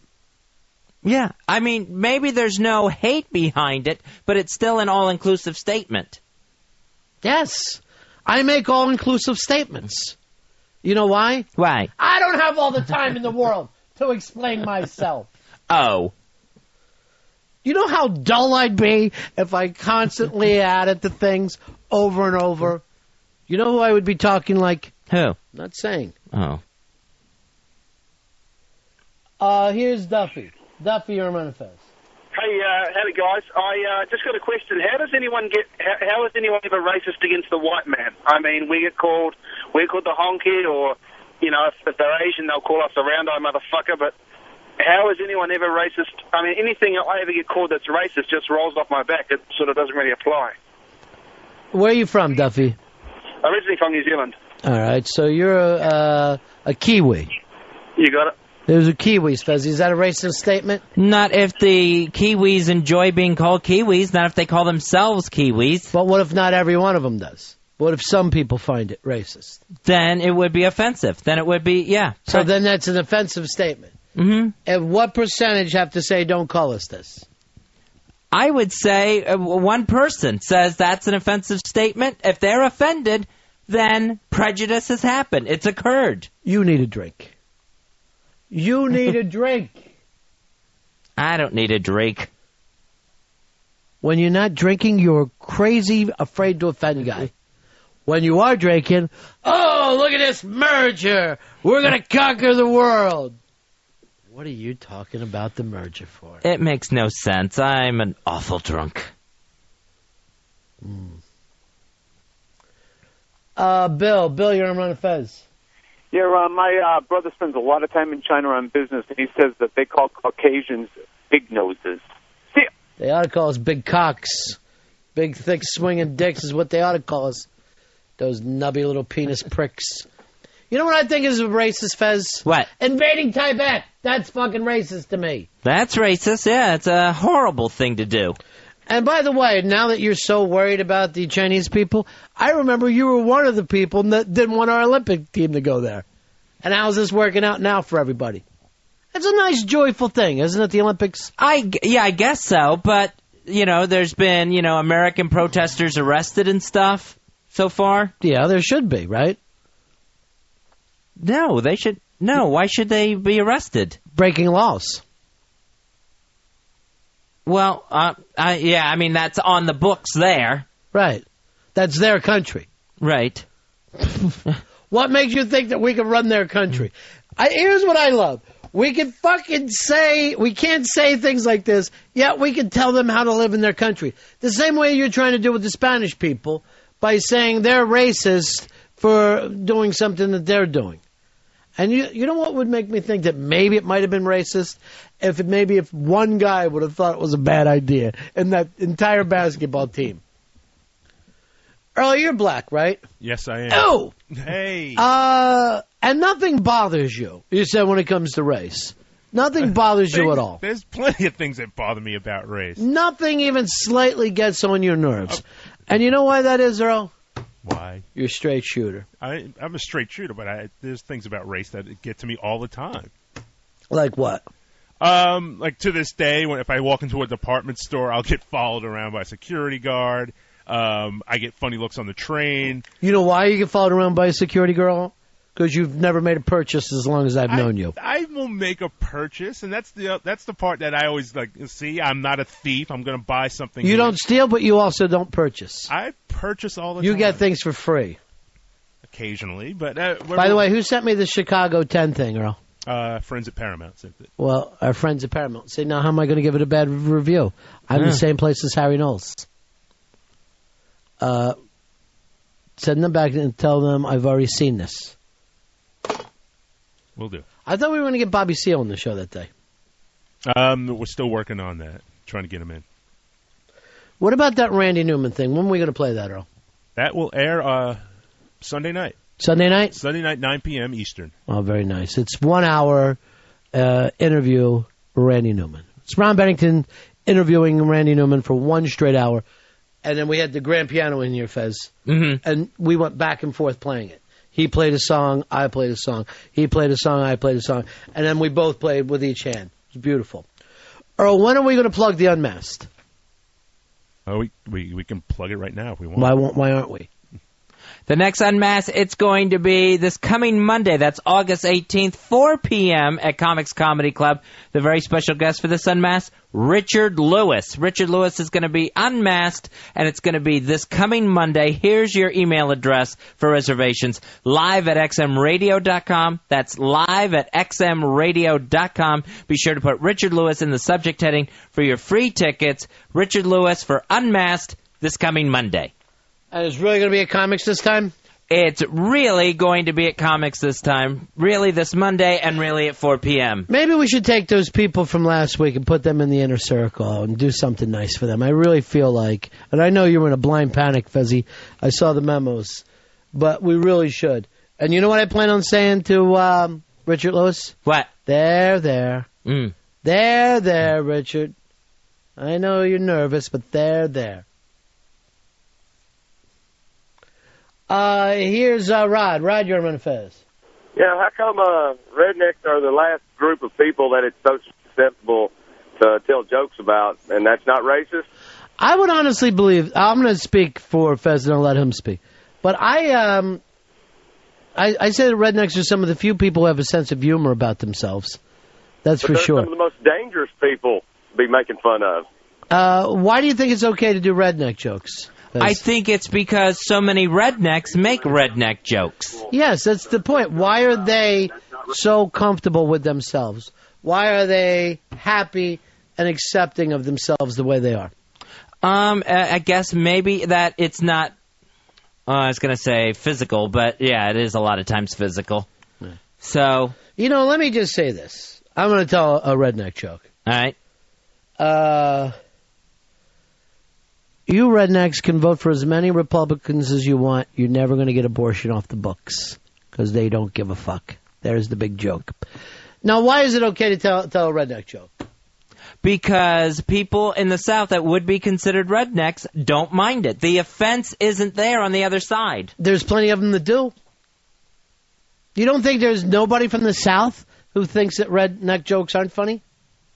If there are, I haven't heard anyone speak up about it. I want you to look into this then. Okay. I want you to find out. You come back with me tomorrow with let's say a 30-page report. 30?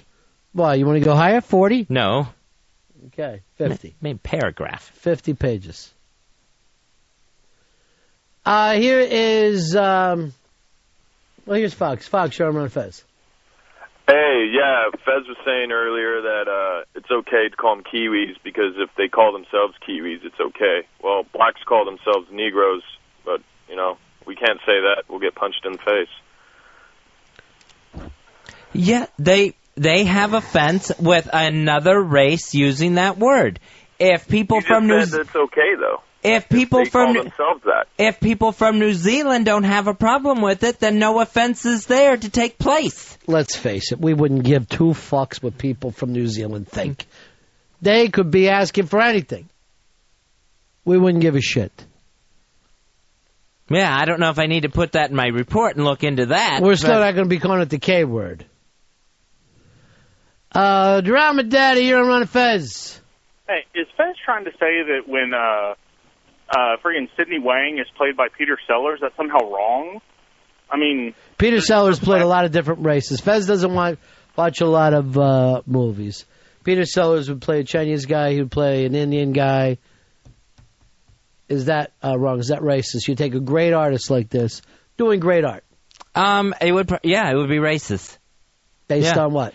Like you said, I haven't seen it, but if he's playing off of stereotypes, then it's racist. Like Jerry Lewis's Asian character. Doesn't every actor play off of stereotypes? I'm playing a cowboy. Wouldn't you immediately start playing a stereotype? What's a cowboy wear? What's a cowboy do? A cowboy rides a horse. He Not wears all a of them. hat. Not all of them. But is that making fun of a cowboy? Is that an offensive thing to say a cowboy rides a horse? We never saw anybody make it. And I'm saying the same thing about if you're playing an Asian character. Why is that offensive if that's the character that you're playing? I honestly think that that there are types to people. Doesn't mean that it's racist. Doesn't mean that it's cultures. People all have their own cultures. And I do find it amazing how people are more comfortable with their own culture. Vast majority of people. You yourself. Oh, sure. I'm comfortable with any sort of, Scottish or cheap Canadian joke. I'm fine with that. No, I'm saying that you're more comfortable with your type of people. You don't have anything. Your Scottish is so watered down, you wouldn't even know how to get along with Scottish people. You know nothing. You don't even eat Scottish foods. Right. And have you ever? You are closer to being what the redneck thing was, as we saw from you drinking yesterday. So the point is, though, you are more comfortable in that culture, right? Yeah. Why? Are you a racist? No, I'm not a racist. No. Why not? Because have you ever used the N-word? I have used it before, yes. And you no longer do? I'm sure I use it on occasion. I'm not going to say I don't. Oh, did you know this? I didn't know he'd use it. And what occasions? Oh, what occasions? That's what I was exactly Kwanzaa? saying. Is that the day that you're dropping an N-bomb? No, I don't save it for a holiday. I'm really stunned by this. I know I've said it, and I'm not going to deny that I don't say it. Well, give me an occasion. If talking about, in moments of anger, I have used it. Give me a moment. If someone, if I get if I'm in a hurry and someone is in my way, I have thought it, and I haven't said it to them, but I have said it to someone else. Yeah. Give me an occasion. Give me a specific time. Like in the car with my brother when I got cut off by somebody. And that happened when? Probably a year ago that I can think of. And you dropped the N-bomb. Yes, I did. And then your brother, I'm sure, repeated to you. Earl, I'm sorry about that. I'm stunned. Yeah, we all are stunned. I'm stunned. Let's face it, the show's in jeopardy today. We got a racist in here. We got a dirty racist. Dirty, white, redneck racist in here. How are you going to make this up, Fez? Have you ever used it in a joke sense? I can't give you a specific example, but I'm sure I have. Yeah. Oh, yeah. Definitely, I did. I've used it in a joke sense. Oh, give it to me. It was one time I called a friend of ours that one time thinking I was joking. What friend? Malibu Mo. So I have used it in a joke sense. You've never said it to Earl? Earl, have I ever said it to you? I honestly don't remember.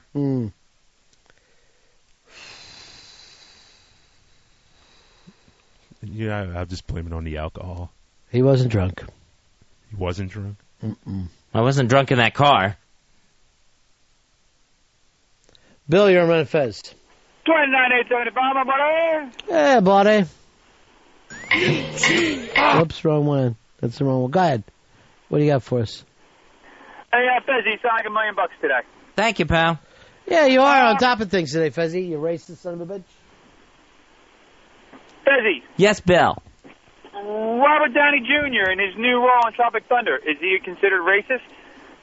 I haven't seen the movie. Oh, you got to see it. It's great. And I'm not going to see it because I'm not seeing summer movies. That's racist. But I would think, playing in blackface, I don't know the context of it, but playing in blackface, my initial reaction would be, whoa, that seems racist.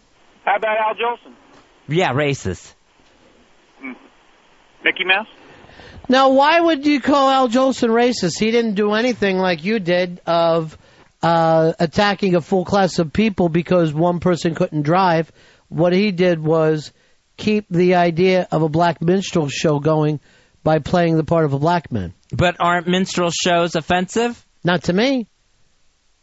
Aren't they to black people? Why would they be? They were watched by black people and performed by black people. I was about to say black people were in minstrel shows. Why do you think a minstrel show would be offensive? Because I always thought blackface was offensive. But we're talking about the ones with black people in them. Oh, see, What happened is the white people would put on blackface to copy the talent of black people.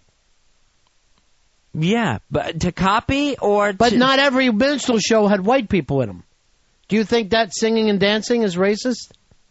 I think if it's playing into stereotypes, then it's racist. Now, I didn't know black people did minstrel shows. Do you think the movie Friday is racist? No. You don't think there's any stereotypes that go through the movie Friday? Well, there's, pot smoking, stereotypes and stuff like that. You ain't got a job. You ain't got no money. Here's our good friend, Jay Moore. Hello, Jay. Hey, Ron, could you just reset that? You ain't got a job, you ain't got no money for me? You ain't got a job, you ain't got no money. That was great, man. Thanks. I He love loves your it. impressions. Yeah. I love Ron Bennington, the impressionist. Underrated. Well, I really am because I don't do any. What do you think? You just did that great one. Yeah, well, that's, just for you, Jay. You know how I feel about Chris Tucker. Yeah. I don't know what he's saying. Every time he talks, it just sounds like somebody going, beep, beep, back man, radio, beep, beep, beep, beep. See, now that's an impression. That's what I hear. Yeah. Look, here's the thing with the blacks and the racism. I think everyone's inherently racist and a xenophobe. Dave, that means you're afraid of illegal aliens. Mm-hmm. So, but the thing is, the black people and the black community using the word nigger on themselves is, to me, like, I cringe when I hear it. And I stop listening to, say, like, Busta Rhymes. Like, there's a rapper who will rhyme that word with that word. Right. Like, that's not a rhyme. That's the same word when you go, to my Bronx niggas, to my Queens niggas, to my Brooklyn niggas, like, over and over. Like, I can't sing along with that shit. Carl got killed, you idiot. Yeah. So, but the thing is, it's the only race or group of people that speak that way about themselves.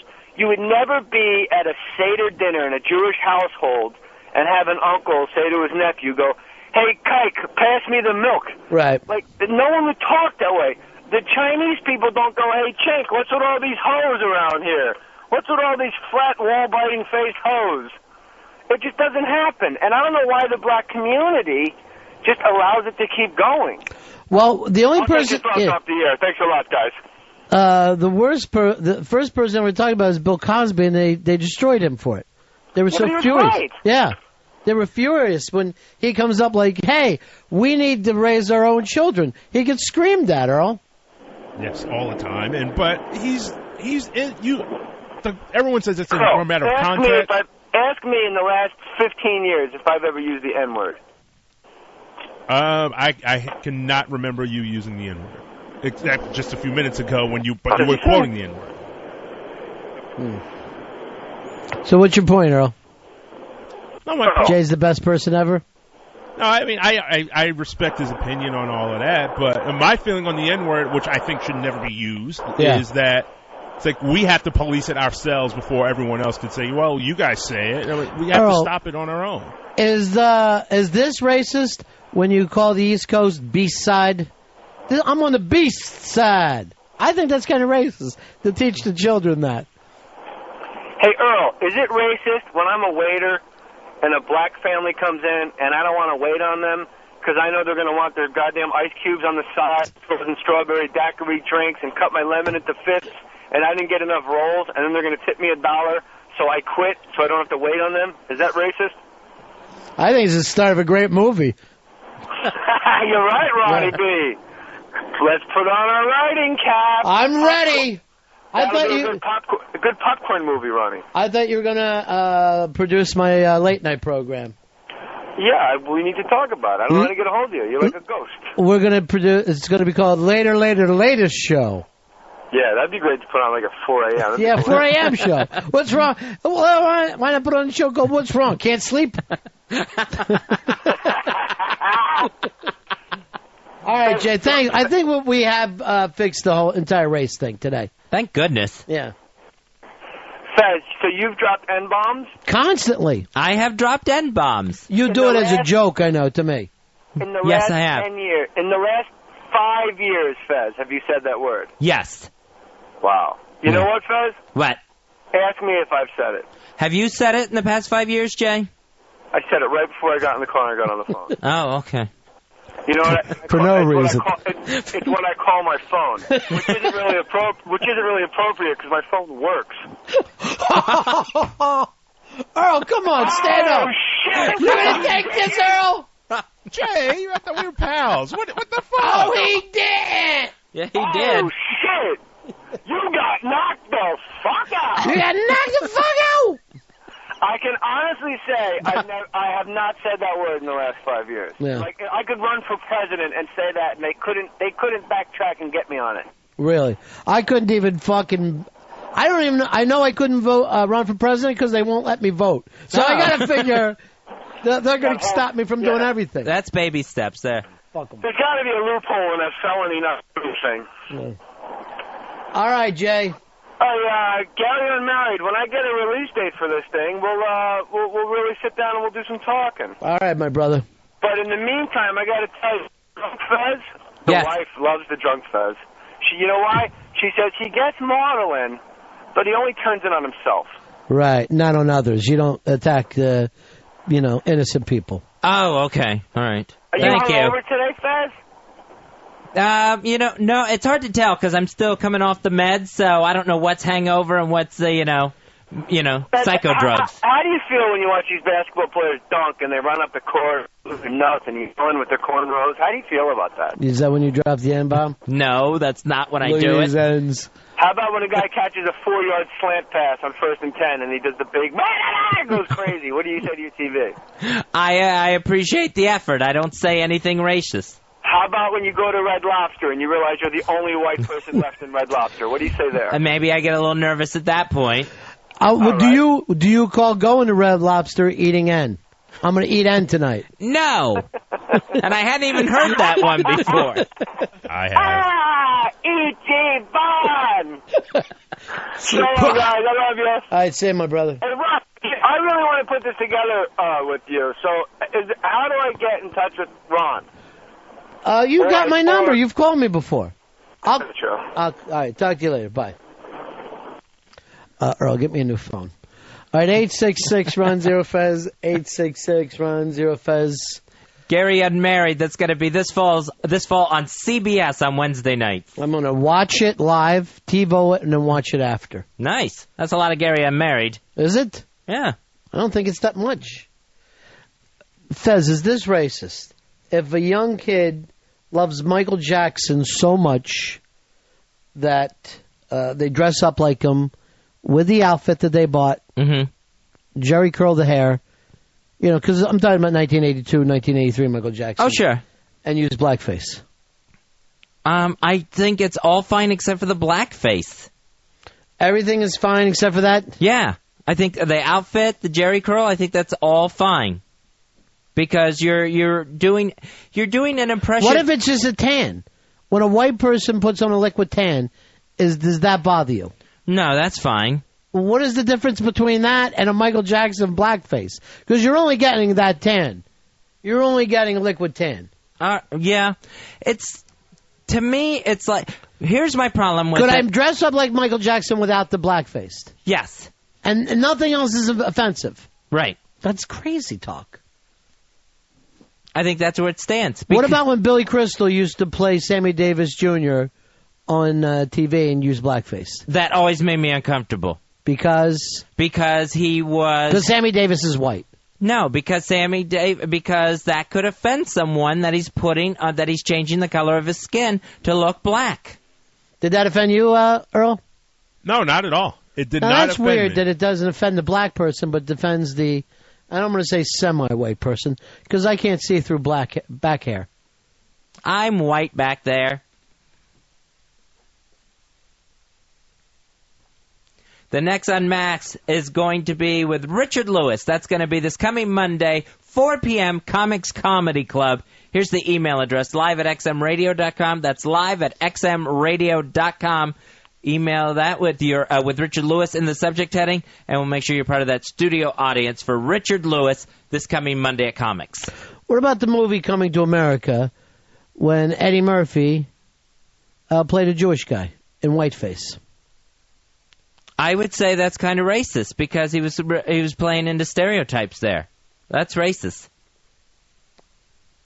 What about when a Jewish guy plays into stereotypes? Then they're his stereotypes. They have ownership on them. Why? Why would I have ownership on something that doesn't belong to me? My bloodline doesn't belong to me any more than it does anyone else. I mean, you're the one that you have the Adam and Eve thing, right? So there's no such. So you can trace everything back to one thing. I think it's one thing that the Bible and that evolution kind of agree upon is that you're more or less tracing back to one fucking person or couple. So what's the problem? We're all the same. Because if it's the Jewish person doing Jewish jokes, then he's got to just answer to himself or his friends and family about that. And I consider all Jewish people my friends and family. I really do. And I consider Chinese people and black people my friends and family. I don't divide the way you do. That would be racist. That would be completely racist to me. Here is Jason. You're on Ron and Fez. Hey, guys. Great show. And it really is far from great, but thank you.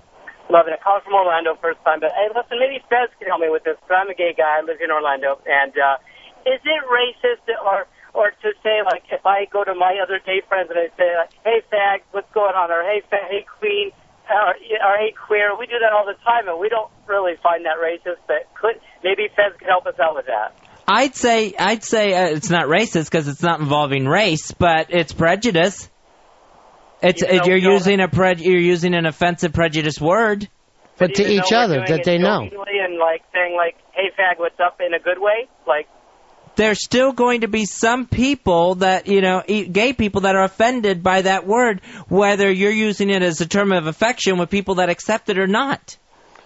So you're saying it's not okay. It's okay for the Jewish people to play in the stereotypes. It's not okay for the gay people to play in the stereotypes. I'm rethinking that Jewish thing. Yeah, they're not. The gay people don't have the worth that Jewish people have in this world. I'm sorry, Jason.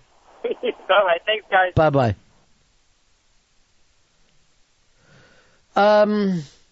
Here's Chuck Wagon. You're on Fez. Yeah, Fez, before I go any further, are you offended by Canadian jokes? No, I'm not. Okay, do you know why you can't get a blowjob in Canada? No. Because all them cocksuckers are down here. Comedy Pyramid. Oh, no, you didn't. I don't think that was a Canadian joke. Well, you know why you can't get a blowjob in Canada? No, why? The Watley family moved to Clearwater, Florida. All right. Took up residence in the banking and operating fields. All honorable professions. You should have a family crest with a fucking operating, like an operator sitting there, and then a guy who's putting a check in that tube and sucking it through. Did your dad used to bring a lot of those tubes home? No, I never brought a tube home. Is that the way that your mom would feed you? You'd be sitting on the couch and a fucking salami would just be shot through? No, we didn't have a tube system at home either. Tube steak. We do have my mother's original telephone operator headset mounted on a plaque up on the wall. Does she really? Yeah. Wasn't her nickname Number Please? Please hold. Mr. Watley, please hold. She used to listen in on people's calls, too. Elizabeth. Hey, Ron. Hey, Fez. Fezzy, isn't imitation the greatest form of flattery? Not always. Well, not always, but maybe sometimes it is. Like somebody imitates somebody because they like them. Yeah, and that Michael Jackson example Ronnie brought up, yes. And really, we don't have to go blackface with Michael Jackson, do we? All right, what about this? You said imitation is the sincerest form of flattery. Right. All right, is this flattery?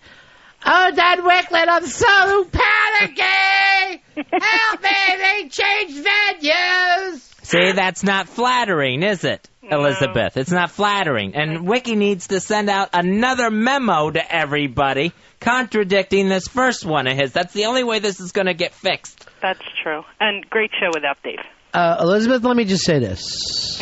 Good night, Elizabeth. Good night. And one more thing, Elizabeth. Yes. If you're the Queen of California, then I am the King of the Rain. Nice. 866 Ron Zero Fez. 866 Ron Zero Fez. Luke, you're on Ron and Fez. Luke. Yeah, what's up, guys? Yeah. All right. I like to consider myself generally a very, very nice guy, but what really brings out that racist hate monger deep down in me and makes me drop N-bombs like crazy is when I'm on the golf course and I'm playing behind black people. Not all black people, but the place where I play at, the black people are the worst golfers to play behind. Yeah, okay, public course. Thanks for calling. This is not your chance to sit around and join Fez and dropping the N-bomb any chance you want. Like when you and your brother get together. Well, that was, an isolated incident, and it was out of anger. And not that excuses it, but it's not like it's a habitual thing. I want people to at least know that part. It's not habitual. No. Yeah, low odds there, Earl. Thank you. I don't do it on a regular basis. Oh! You should feel the rush. It's like when you spin in your chair and do that, there is a rush from the back of my head to the front. Like my brains are spilling out. Earl, stop it. What were you doing, Earl? It's just swaying back and forth like the building's going over. Just if you start to get the head rush. Yeah. Just relax, deep breath, close your eyes. Ow! What happened? I got hit with a water bottle. That might have been a rush you got. What if Here's the water bottle. It couldn't have been a rush. What if you brought that through your head, through your thoughts? Like in one of those movies. That would be exciting. I know as a kid, I've sat there many a time just trying to move something with my mind, thinking if I just concentrated enough. Oh, did you, Lawnmower Man? Is that how you used to spend the afternoon? Here's Jim. Jim, you're on Ron and Fez. G, actually. It's G in Chicago. Whatever. Yeah. Hey, listen, I got a son who's 9 years old. He's in school outside of Chicago, right? Mm-hmm. Last year they have an assignment for Black History Month. They all have to come into school dressed as a historical figure, an African-American historical figure, right? So all these kids come to school. There's like little white girls in little dresses showing up with big old like afros, putting afros on their heads. She's supposed to be Harriet Tubman. And I'm thinking here, are we all pretending like these kids are white? No kid came in blackface, but all the kids, we don't have a day when everyone has to dress up like white people. Yeah, that's a racist thing. I don't think Harriet Tubman had a big giant afro. Yes. How do I know? Well, I think there's pictures of her somewhere. Why is it now? I don't know if she did or she didn't, but to see these little girls in these bobby socks, and then some girls there was a girl who had to play Martin Luther King, and it was hysterical. And we're like, what? Well, she doesn't look like Martin Luther King, except she's wearing a suit and carrying a Bible, And I'm like, we're all pretending like the one thing that's missing, come on.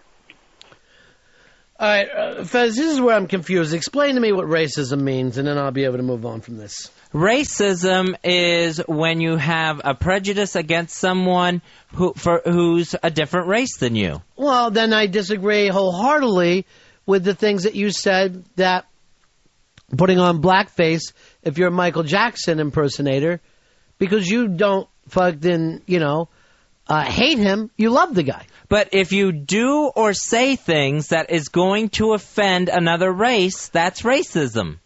How can you offend an entire race? You might offend some people from a race, but I really think that for your view of racism, thinking that the entire race thinks the same way, seems kind of racist. Since do all white people think the same thing? No, they don't. Why would all black people or all Chinese people then? It doesn't take all of them. If even one is offended, then it's a racist comment or gesture or whatever. I think that's racist against white people. I think you're a racist for saying that. How does that make me a racist? Doesn't matter. I'm offended. You haven't given any reasons. You said all I need to do is have one person offended. I'm offended. So you send it to HR. Fez is a racist. Do not send that to HR. And use his real name. And say he panicked yesterday and Wiki will back me up in it. Do not send that because there's enough memos going on around me. And then he was jamming around in the ice machine like a maniac and say that he used the N-word with his brother, his big tough brother, so he can feel strong about himself. You don't have to put all this in a memo. Big brother or little brother? Little brother. No. By the way, I think he's the toughest of the three of you. I'd say he's the only man in the three of you. Well, he's the only one married. He's the only one with children. I didn't say only straight, man. Here is Scott. Scott, you're on Ron and Fez. Hey, buddies, 287-253. I'm going to give you this. Because when you say a number, I play. And then everybody understands we're in a little secret society together. Hey, Fez, how about Don Rickles? You think he's a racist? Don Rickles, he says racist things. Yes, he says racist things. But does he do it out of comedy? Yes, but that doesn't mean that they're not racist. Did you laugh? Yes. Racist. Racist. If you laugh at a racist joke, are you a racist? Yeah, there's racism there. Yeah. I laughed at Jay Moore's joke. I don't believe in the racists. I think there's just one race of people, the human race. Period. Anything else is insane. Not only is it insane, it's suicidal. Just like those fucking lines, those invisible lines are suicidal. It's all insane. It's all crazy talk. The second you start to feel like you're different is the really beginning of insanity. I want a break here. We come back. Fez will tell us more of his end jokes. I don't have any end jokes to tell people. You made your brother laugh? Maybe. Yes. I think he was laughing at me for getting so upset. What were you upset about? By the way, if anyone can't drive a Jew, I've been in a car. Well, first of all, Fez is the type of person, if he's driving and we're going somewhere, he asks me to drive his car for him. I hate to drive. What man does that? We're going somewhere. Why don't you drive, he'll say. Because it's your car. I despise driving. It is so one the time, worst. I'm like, your insurance covers this. I don't want my insurance to go like this. I'll pay for it, whatever you do. So after that, I kept hitting every fucking trash can for fun. Ron and Fez Show. Ronnie B, SW, Ron and Fez. Happy, the ball itself has its own energy, or life force, if you will. Its natural environment is in the home. So why don't you send them home? Send them home. Just send them home. Time to go home there, ball. Son of a bitch, ball, why didn't you just go home? Satisfaction! Can't give it no satisfaction. 866 Ron Zero Fez. 866 Ron Zero Fez. It's a live show today. Sober Fez. A lot less fun Fez. A lot more conservative Fez when you're sober. Not as southern sounding Fez. You know what? I would not take that accent that you use and put it down as southern. It's way too irony. There's a metallic sound to what you do. Like I'm just clanging along. Ron boy, I'm gonna tell you something. I'm gonna tell you, Ron boy. That's not fucking southern. Southern people don't talk that way. You sound like if the bottom of a shrimp boat could talk. Like an old barge. And it does come on me quick, that is for sure. Well, you're not the best drinker in the whole world. Let's play a little bit of Fez drinking. Go right away to number one, Earl. And guess what? You may not like it, but you will learn to what? Love it! Why? Bottom line, because we are the badass Rob Bennington. Woo! The Road Dog Best Marine. And we are on a combined satellite radio company, XM satellite radio. We are the best thing going today! Why did it become the Nature Boy when it's not even the Nature music? I don't know. And you were the Nature Boy for 3 fucking hours. It takes me over. It feels like oddly enough, the natural thing to do. Hearing that for the first time, I appreciate everyone playing along and trying to humor me at some point. I now see how annoying that fucking constant cowbell from Dave was, though. Oh, yeah. That was really annoying. All right, let's go to number 2. Fez still drunk. I flirt with disaster each and every day. Walking up a flight of stairs, I flirt with disaster. Having a cup of coffee, I flirt with disaster. Bending over to tie my fat fucking shoes, I flirt with disaster. And you know why I do it? For the Ron and Fez show, each and every day, right here on SiriusXM Radio. Woo! Wow. There has never in history been a better combined company of satellite radio. Oh, they're the first 2. Others have tried it. Not really. Just us. But no one has been able to pull it off. Why the constant cowbell, Dave? Oh, how awful. And you're a mess. A mess. I never knew that you were so proud of the merger. I had no idea either. And I'm so proud of this merger that the best thing I can come up with is they've combined. That is my selling point there. That's about as much as you know as what's taking place. Yeah. You're not even the last man on the fucking on the need to know here. I am privy to nothing. And again, the line. I don't drink coffee. Yeah, I don't know what you mean either. All right, let's go over to Fez busting on Nico a little bit. Hitch a ride! Fezzy, come on, calm down a little bit. All right, I'll come down. There's some complaints that you've been a little drunk and you're telling somebody to hitch onto your car. Where? That's not your way. I agree with you. Yeah. I've never done that before. That's not me. That's not the way you are. That's not me. Hitch him up, baby. Look at me. Yeah. It's not me. There's also some complaints. I got emails that said that it looks like a drunk Phil Margera in our You want to Viva La Banda life? No. Let's just I will come after you. Just have a sip of your drink. All right. That wasn't the one I said to play, Earl. Earl had him not loaded up. He didn't have that loaded up. What are you doing, Earl? Killing me? I had them all loaded. I ordered them in order. And I just said which one I wanted, which was 3, and I got 4. It wasn't there. It wasn't there, Earl. I don't know what happened to it, but I loaded them in order. Okay. So they disappeared? I reloaded it if you want to hear it. Yeah, let's take a listen to 3. Killed a good third of that. At least. I wish I could kill a good third of you. What did I do? Why don't you like Nico? Wow, that is a sinister look he's giving me. Look at the look. It's absolutely real. There are fire daggers coming from Fez's eyes. Slow it down, Fezzy. Stop looking at Nico. Oh, my. He did nothing wrong. Did you notice him and his brother look nothing alike? That's even mean. Why would anyone pull that? Oh, because Nico was in it, so he pulled it?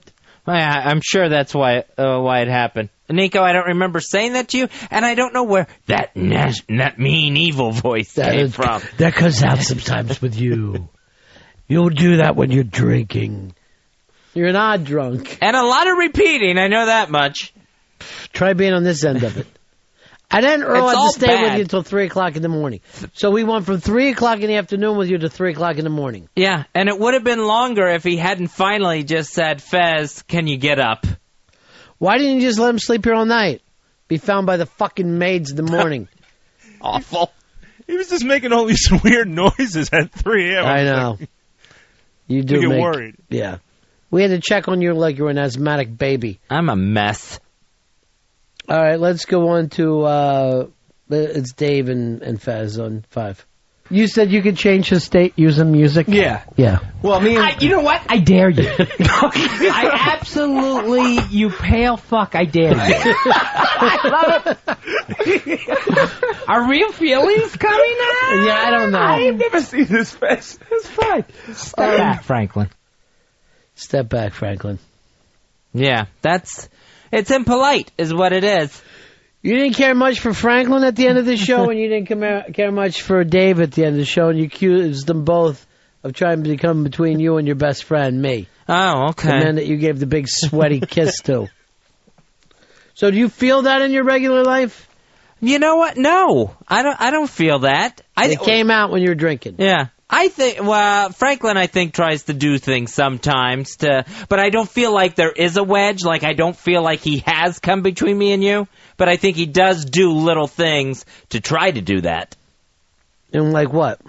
I think he tries to make special Ron and Franklin moments where it's, I'll call you later. He'll say that to you. Where he'll say it in front of the group, where it's almost like me and Ron are going to have a personal moment later on. Nothing that the two of us want to have right now with everybody here. And what do you think takes place there?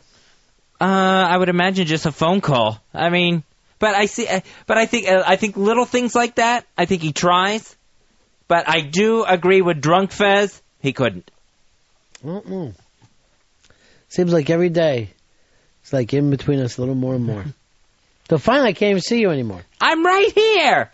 All I see is Franklin in his 1980s kid and play haircut. By the way, since you're always attacking him, he did a fucking great job yesterday. Matter of fact, and I wish David was here today too, the whole entire staff was terrific. And that's also even the XM people. I don't know who screwed this thing up, but everybody came back and made it work. And it really was a nice day to work with professionals yesterday. Yeah, and everyone worked great together. I mean, Franklin came in and put a set together, here. After the panic? After the morning panic? I did not panic, despite what this email from Wiki says. Mike, you're on Ron and Fez. Hey, I wonder if anybody ever noticed that Drunk Fez sounds a lot like Batman in the new movie. Here's what I'm going to do with you, Joker. I've been drinking today, something you don't know about. Ryan, you're on Ron and Fez. Yeah, Ron, I wanted to call and congratulate you for finding a way to get Fez out of his shell and back on the show. Either get him drunk or get rid of Dave. Well, today, if you really want to do a little behind the scenes, I've made sure I've challenged Fez all day today, and he's stood up to it. He's really involved in the show. You're not relying. Maybe you rely on Dave too much. It probably, consciously, I don't think I do, but it's probably there. Why haven't you gone away for an hour or even a half an hour or 20 minutes today? I think it is like being in the moment. I don't want. This is what I feared. Robot breaking down. Robot breaking down. What are you doing over there? Yeah, I'm trying not to focus on it. You want me to call Dave on the phone? No, I don't want you to call Dave. I'm just trying to focus on staying in the moment and not thinking about bad habits and bad patterns. Now, we brought up earlier today that we don't believe Fez actually has a cat or that Sheepy has a friend named Melly. Because both of you talk about your cat or friend constantly, and we just don't see it. I mean, you would have brought that cat to work by now. And Ken from Portland said, Fez's cat is not real, but his love is. So sad. It's a nice thought, but I do have a cat. Mike, you're on Ron and Fez. Hey, buddies. I was thinking, since the whole staff did such a great job with Unmasked yesterday, I think for everyone who's there today, they should get the Beanie Cup. Absolutely. Beanie Cup for everybody. Yeah! Beanie Cup. The entire staff? Cup. Everyone who's here? Beanie Cup. Beanie Cup. Beanie Cup. Beanie Cup. This is the greatest day. Here is Tom. Tom, you're on the Ron and Fez show. Hey, Ronnie, I wanted to thank you for being the ringmaster of the best Fez show I've heard in so long. Fez, you did great yesterday. You need to get wasted more often because I could just feel the stress melting off for you. Go for it. Keep on drinking. From the clips that I've heard, it sounds like a really horrible Fez show. Well, but notice that I was laughing at you, and Dave was laughing at you, and Earl was laughing at you. Oh, okay. So, as horrible as it sounds, it looked even worse. Right. And that equals funny. Oh. Because you were sweaty, and your shirt was out, and people were comparing you to Phil Margera. I think, if I remember, I think I just had to throw those clothes away. There was stains, there was puke, there was liqueur, and that was cum. And when you passed out, I had everybody in the show jack on you. Yeah. Yeah. Appreciate the support, team. Well, they are the Beanie Cup award-winning team. Woo! I picked it up. Relax, Hicks. Out of your mind. Excited. Here's our good friend, Cigars and Scotch. Hey. Hello, CNS. What's up, man? Hey. Junk Fezzi's Scooby-Doo impression was the best. I'm ready. No? Kinda. He sounded like him a little bit. Oh, get back in your pool. I'm in it. Nice. 866-RUN-0. He lays around in his pool and he listens to our show. He's having quite the summer for himself. Well, Fezzi, like he told me, summer loving had him a blast. I know where the kids go to school where my mom works, they went back this week. Already back in school. Oh, Florida goes back very early, don't they? Yeah, and then the public schools go back Monday. This coming Monday. Now, that to me sounds horrible. I'm going to sound like Blowhard here and be very, very old school. But for me, Labor Day, it's the day after Labor Day, period. You got to have the Labor Day weekend. That should be it. And then you're back in school. With these Florida kids, Labor Day is coming a month after they're back. Well, you're losing a couple weeks before Labor Day. But they do also let those kids out earlier. Now, why do they do that down there? What do they get out of this? I think it's because instead of going like they end at May instead of June, right, to pick up the Memorial Day holiday, the beginning of summer on the front end of it. Yeah, but I don't understand why you wouldn't go along with the rest of the country. And I think it just doesn't matter. Summer doesn't matter there. Most of the country has given up on the Memorial Day, and they'll start the Labor Day, and they'll start before it now. I don't know why they do that. I don't know. It's got to be annoying to be a kid and know that your summer's just gone. If you even knew that there was a kid in another part of the country that still had another 2 to 3 weeks off, that would drive you insane. What about you? Does it fucking weird you out? Summer's almost over. Summer's almost gone. I have sweated so much through the summer, I am ready for it to be done. Not this week, you haven't, my friend. We've had autumn weather here in Manhattan this week. It's been unbelievably nice. This has been a very mild summer, I think. We never went over 100 degrees once. No, we just had that. I think we had 1 or 2 weeks where we were in the 90s. Yeah, which that was is it. Not bad at all. So I just love fall so much that when the summer's wrapping up, I'm always ready for it. I'm on board. Yeah, I understand that, but it doesn't last that long. You get just a couple weeks of fall. Yeah, Hicks. Yeah, but September and October are going to be hot as balls. It's been like that for the last few years. September's never really as bad as August and July. And plus, you go back. Look at this year. Look at August of this year. It's been amazingly cool. You just don't know what you're going to get. Everyone acts like they fucking understand the weather. They don't. They got no choice at all. It's as mysterious as Fez's cat. Josh, you're on Ron and Fez. Hey, Ronnie. Hey, Fezzy. What's up? Hey. Hey, the reason here in Florida that we get out of school earlier is for, like, football and after-school sports. It was actually voted on about 20 years ago. So it's basically to get the kids back earlier, to get football season started earlier. Well, not only that, because they do 2-a-days, but it's also for stuff like if they get out of school at 2:15, then there's more daylight for football practice and, other outdoor sports. Turn the lights on. Turn on the lights, sweet darling, because tonight it's all the way. Again, nobody says the football team can't go back and go to camp early. It doesn't stop anybody. Yeah, I don't get that answer because, I mean, that Florida's not unique to daylight in the summer. I mean, the whole country's like that. Yeah, but he's saying that Florida's a little more into high school football, which they don't get the fans that a lot of places get, but they do get some good athletes out of it. A lot of kids will move to Florida because of for athletic reasons. Mainly baseball and some basketball and then also football. I've been enjoying the hell out of this Olympics. I can't understand how anyone could be negative about the Olympics. The swimming has been just incredible watching this Phelps kid. I cannot believe how much time of network TV the girls' beach volleyball gets. They've been getting an amazing amount of time. It's really a great game. It's a great sport. I enjoy it way more than the WNBA. It's actually funner to watch than the indoor volleyball, which I guess would be more traditional. But it just seems you get the two people instead of trying to follow 11. Yeah, and just to put something out on the beach, that's excellent. That's a great way to do a sport. Move more of them to the beach. Well, it started at the beach. It really is beach volleyball. Oh, okay. And I know with the swimming, I love this new green line, the world record line, that I had never seen before. And it shows up in every race, every single race.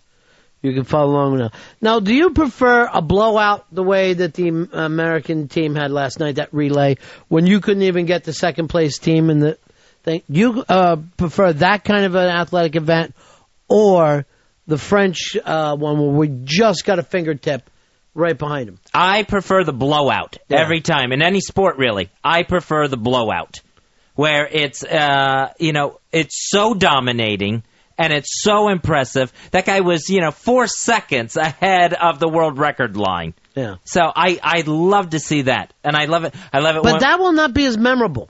I think everyone will always remember the French, just barely beating the French. It's like you really do need to have a competitor that's right there with you to be considered great. If not, it just looks like everybody else blows.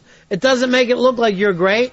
It looks like the other side blows. Because if you have a Super Bowl and there's a blowout, it'll always be like, well, this person didn't show up. You know what I mean? Or shouldn't have been there in the first place. Shouldn't have been there in the first place, yeah. Why was San Diego even there? If they're not going to play. Why the hell did Atlanta show up at that game? They don't really care. So it does kind of cost you that excitement level, where I'm not too sure if anybody will forget last year's Super Bowl. It kind of came down to the wire. It could have went either way. And that's the one people tend to remember. Here is Matt. Matt, you're on Ron and Fez. Hey, Ron. Yeah. Hey, I love the beach volleyball, but I like how ridiculous it is that they let the men wear trunks and shorts, or shirts and trunks, but the girls are all in bikinis. Yeah, it really doesn't even make sense. And I could see, okay, girls from California doing this, but why do girls from these other, fucking Eastern European contests, they'll put on the same damn bikinis? It's really strange. Here is Brian. Brian, you're on Ron and Fez. Yeah, hey, Ronnie. Hey, Fezzy. Yeah. Hey, I don't know about Florida, but I'm out in Arizona, and the reason the kids start so early and end early is because the heat is so damn oppressive that in May they try to give them a little bit of time for them to go outside. August is such crap anyway. It's so damn hot, you might as well get them in and get them in the AC. So that's why they do it out in Arizona. Yeah, the heat can get... Jesus Christ, just so insane. Footer, you're on Ron and Fez. Yo, what's up, boys? Hey, buddy. Hey, check it out, Ronnie. On the French relay, the comeback race. Yeah. Let's say it started at 8 o'clock or whatever. At 7, if you would have told me, you're going to sit down and watch them swimming, swimming, fucking bunch of faggots. I don't want to see these guys in the pool. Right. Let me tell you something. At 8:15, when that race was over, I was jumping up and down like an animal. I could not believe how exciting it was. It was, and I'm not kidding when I say this. And I had no idea who these kids were. I didn't know the French team was good. But by the time that race was over, it was one of the greatest athletic things I've ever seen, and one of my real fan moments. I very rarely get that excited, because you don't get to see a big kick like that. It was one of the great moments for a guy who's like sports ever. And there's something really great about the Olympics that you're cheering for your country. Right. And the thing, too, that I wanted to say is if you told me about, let's say, the movie about the French are talking shit and the Americans come, if you put that movie to me, I go, stop, I'm not going to see this stupid movie. What a hack movie. Right. Honestly, I did not care one iota that the French had talked shit. That didn't mean anything to me. What mattered to me is the guy had 2-stroke fucking lead with about 50 yards to go, and we caught him and beat him. That was amazing. And to see how much it meant to the other guys on the team, it was an amazing moment. It was really, there was a purity there. And I'm a fan of the Olympics for the fact that the teams aren't launching bombs at each other. They're fucking, competing in sports. I'm weirded out that Russia isn't as big as they used to be, in Germany, when they used to be East Germany. Those were the teams that, I grew up against going, Jesus Christ, why can't we do as good?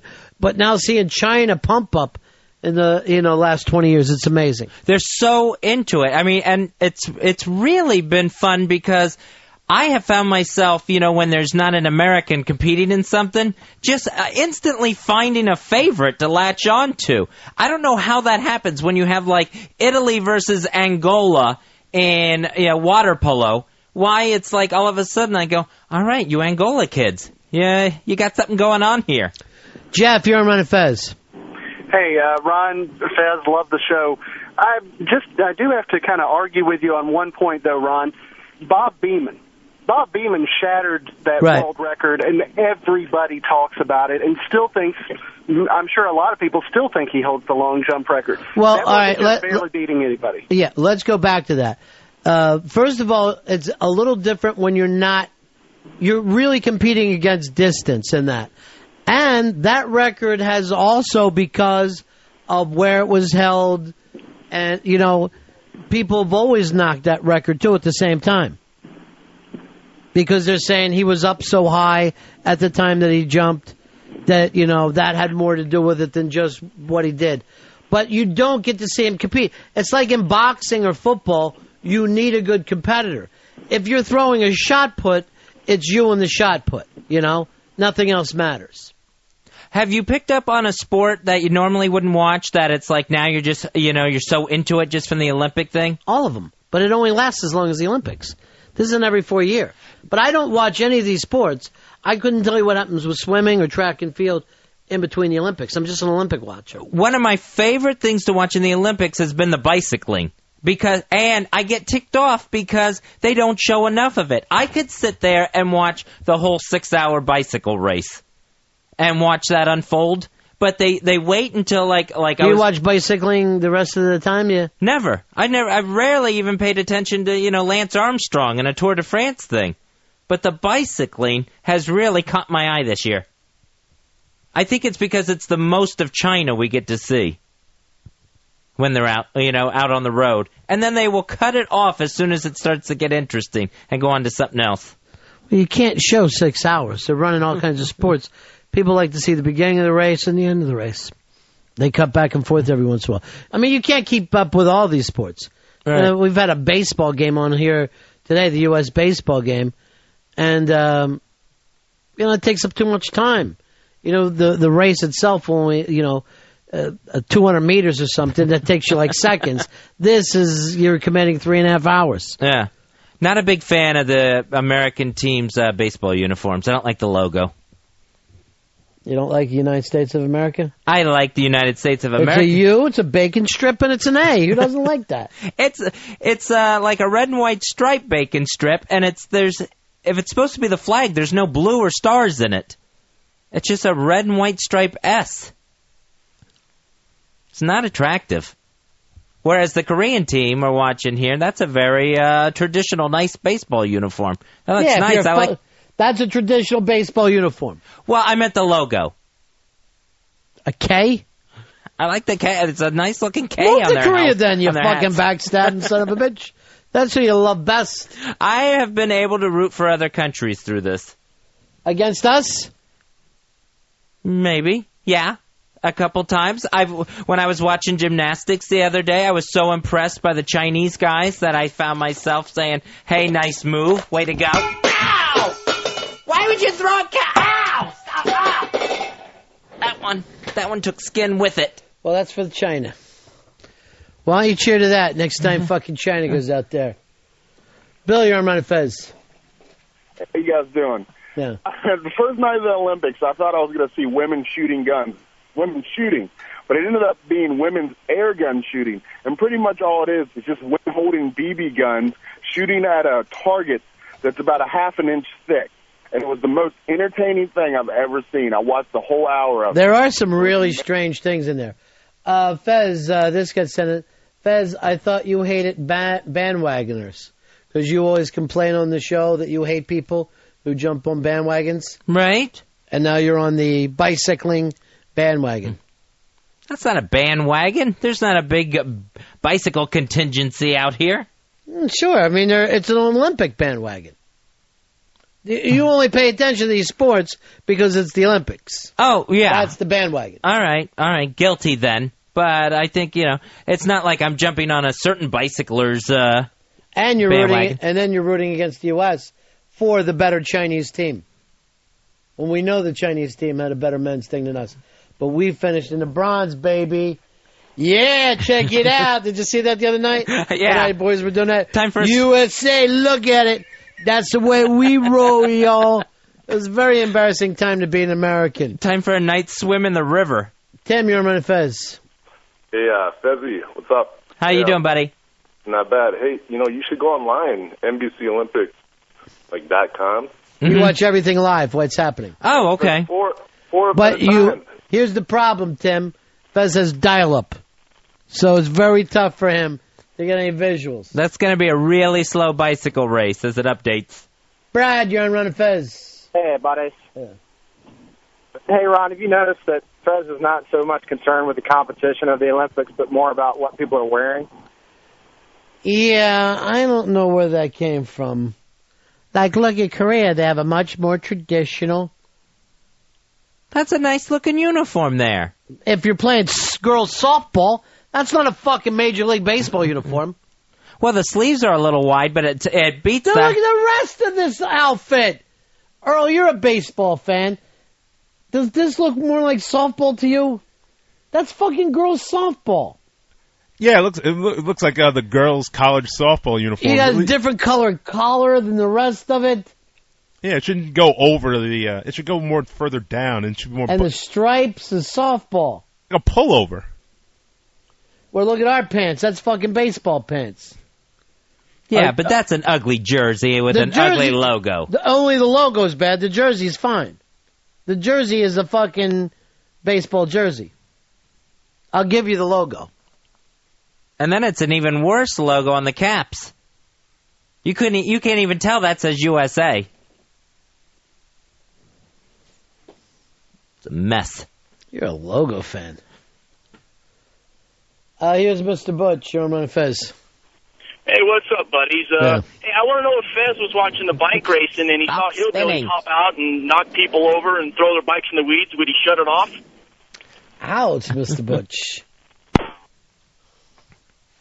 I'd probably check it out for a little bit. You know what he did, right? No. That's your own life. Oh, okay. I've got to remind you of your own. That's why I never believed that was a real story. Oh, that's a real story. Why would it come up and you don't even recall it? Jeff, you're on Ron and Fez. Hey, guys.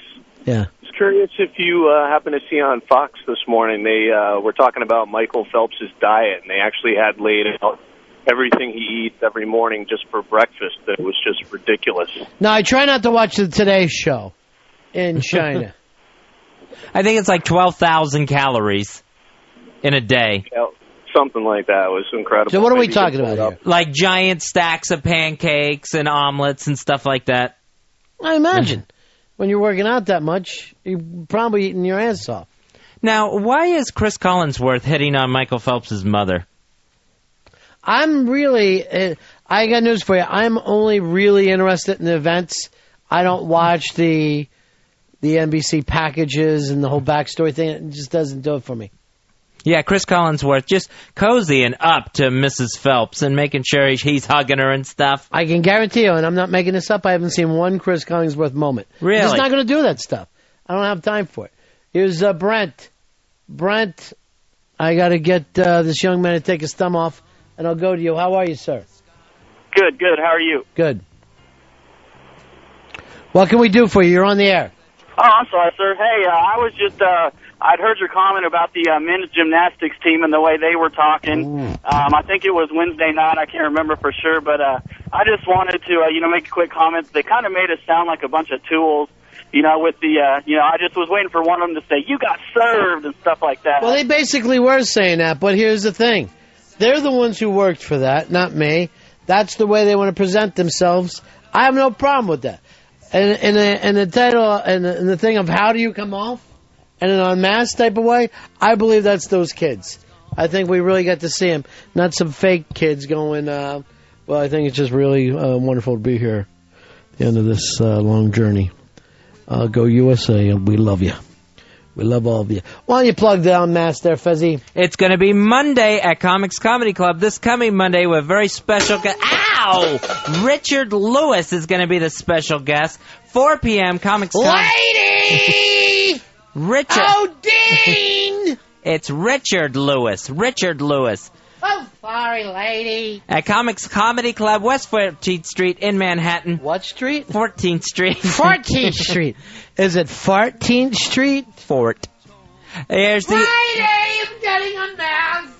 Taking my mask off. Here's the email address for your reservations. Live at xmradio.com. Live at xmradio.com. Be sure to put Richard Lewis Lady, come see me. in the subject heading for your reservations for Unmasked this coming Monday at Comics.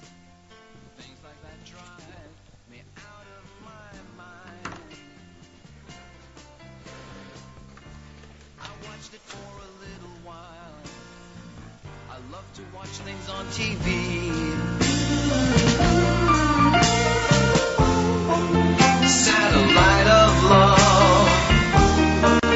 Satellite of love. Satellite of love. Satellite of. That's my show.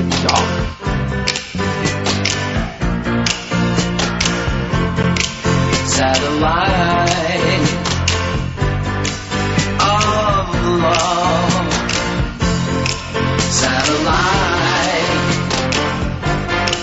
of love. Satellite of love.